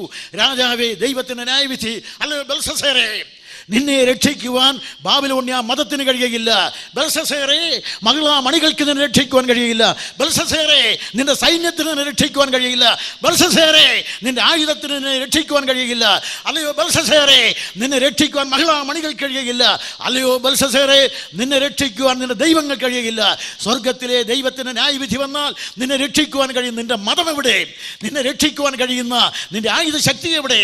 നിന്നെ രക്ഷിക്കുവാൻ കഴിയും യുവത്വത്തിൻ്റെ ബലം എവിടെ? അതുകൊണ്ട് പ്രിയ സ്നേഹിത, ന്യായവിധി വന്നാൽ നിന്നെ രക്ഷിക്കുവാൻ ഒന്നിനും കഴിയുകയില്ല. ആ ഭയാനകമായ ന്യായവിധിയിലേക്കാണ് നീ പാവഞ്ഞു വരുന്നത്. അതുകൊണ്ട് ഇന്ന് രാത്രി ദൈവത്തിൻ്റെ കയ്യിൽ വീഴാതെ, ന്യായവിധിയിൽ അകപ്പെടാതെ, ദൈവപുത്രനായ യേശുക്രിസ്തുവിനെ അംഗീകരിച്ച് അവന് വേണ്ടി ജീവിതം അർപ്പിക്കുന്നത് ഏറ്റവും കമനീയമാണ്. അതുകൊണ്ട് പ്രിയ സഹോദരി സഹോദരന്മാരെ, കർത്താവായ യേശുക്രിസ്തുവിനെ സ്വീകരിച്ചവർക്ക് ഈ മഹാഭാഗ്യവും പ്രത്യാശയുമുണ്ട്. അല്ലാത്തവരോട് ഞാൻ പറഞ്ഞു നിർത്തട്ടെ, വരാൻ പോകുന്ന ഭയാനകമായ ന്യായവിധി. ബെൽഷസ്സേർ ഉറക്കെ നിലവിളിച്ചു. അന്ന് രാത്രി പ്രാണനെ വിട്ടു. അന്ന് രാത്രി അവൻ മരിച്ചു, പ്രാണനെ വിട്ടു. അന്യമായ നരകത്തിൽ നീ ഉറക്കെ നിലവിളിക്കും. സ്വർഗത്തിലെ ദൈവത്തിൻ്റെ ന്യായവിധി വന്നാൽ ഉറക്കെ നിലവിളിച്ച് നീ നരകത്തിലേക്ക്. പക്ഷേ അന്ന് ഉറക്കെ നീ വിളിക്കുന്നതും ഇതേ വിളിയാണ്, കാൽവരിയിലെ കുറിച്ച്, എൻ്റെ ദൈവമേ എന്നല്ല, എൻ്റെ കർത്താവേ, നീ എന്നെ കൈവിട്ടതെന്ത്? നീ നരകത്തിലേക്ക് പോകുമ്പോൾ യേശുക്രിസ്തു നരകവാതിലിൽ ഉണ്ടായിരിക്കും. എൻ്റെ കർത്താവേ എന്ന് വിളിക്കുകയില്ല. നീ അവനെ കുമ്പിട്ടിട്ട് നീ സ്വർഗത്തിൽ നിന്ന് നീ നരകത്തിലേക്ക് പോകും. അവനെ കുമ്പിടാതിരിക്കാൻ കഴിയുകയില്ല. ബൈബിളിൽ എഴുതിയിരിക്കുന്ന കാര്യമാണ്, എല്ലാവരും അവൻ്റെ മുമ്പാകെ കുമ്പിടും. തൻ്റെ പ്രാണൻ രക്ഷിപ്പാൻ കഴിയാത്തവനും അങ്ങനെ കുമ്പിട്ട് നീ നരകത്തിലേക്ക് പോകും. രണ്ടിലേത് വേണമെന്ന് തീരുമാനിക്കേണ്ട സമയമാണ്. ഞാനിവിടെ വാക്കുകൾ അവസാനിപ്പിക്കുന്നു. നമുക്ക് പ്രാർത്ഥിക്കാം. ഈ സമയത്ത് ഇതുവരെയും കർത്താവായ യേശുക്രിസ്തുവിനെ രക്ഷിതാവും കർത്താവുമായി അംഗീകരിക്കാത്ത ആരെങ്കിലും ഞങ്ങളെ കേൾക്കുന്നുണ്ടെങ്കിൽ ഈ രാത്രിയിൽ നിങ്ങൾക്കൊരു അവസരം തരികയാണ്. കർത്താവേ, ഇന്നു മുതൽ ഞാൻ നിന്നെ എൻ്റെ രക്ഷിതാവും കർത്താവുമായി സ്വീകരിക്കുന്നു. ദൈവസൃഷ്ടിയായ മനുഷ്യൻ, മഹാനായ മനുഷ്യൻ, സൃഷ്ടിയുടെ മകുടമായ മനുഷ്യൻ, ദൈവസാദൃശ്യമുള്ള മനുഷ്യൻ, മൂല്യമേറിയ മനുഷ്യൻ, ആധ്യാത്മിക ജീവിയായ മനുഷ്യൻ, ആ മനുഷ്യനെ രക്ഷിക്കുവാൻ, അവൻ പാപിയായ മനുഷ്യൻ, പരാജയപ്പെട്ട മനുഷ്യൻ, പാതാളത്തിൻ്റെ ആടായ മനുഷ്യൻ, ആ മനുഷ്യനെ രക്ഷിക്കുവാൻ സ്വർഗം വിട്ട് മനുഷ്യനായി വന്ന് മരക്കുരിശിൽ മരിച്ച് ഉയർത്തെഴുന്നേറ്റ് ജീവിക്കുന്ന മഹാമനുഷ്യൻ, ഈ കർത്താവായ യേശുക്രിസ്തുവിനെ അംഗീകരിച്ചാൽ രക്ഷ ന്യായവിധിയുടെ പ്രിയ സ്നേഹിതരെ, ചരിത്രത്തിൻ്റെ അർദ്ധരാത്രിയിൽ, ചരിത്ര വിഹായസിൽ ഉദിച്ചുയർന്ന നീതിയുടെ സൂര്യൻ, പ്രിയ സ്നേഹിതരെ, നമ്മുടെ ജീവിതത്തിൻ്റെ അർദ്ധരാത്രിയിൽ മരണവുമായി മല്ലടിക്കുമ്പോൾ കടന്നു വന്ന് കൈതരുന്ന കരുത്തേറിയ രക്ഷിതാവ്, സഭയുടെ അർദ്ധരാത്രിയിൽ മടങ്ങി വരുന്ന മണവാളൻ, ന്യായവിധിയുടെ അർദ്ധരാത്രിയിൽ ന്യായാധിപനായി മാറുന്നവൻ.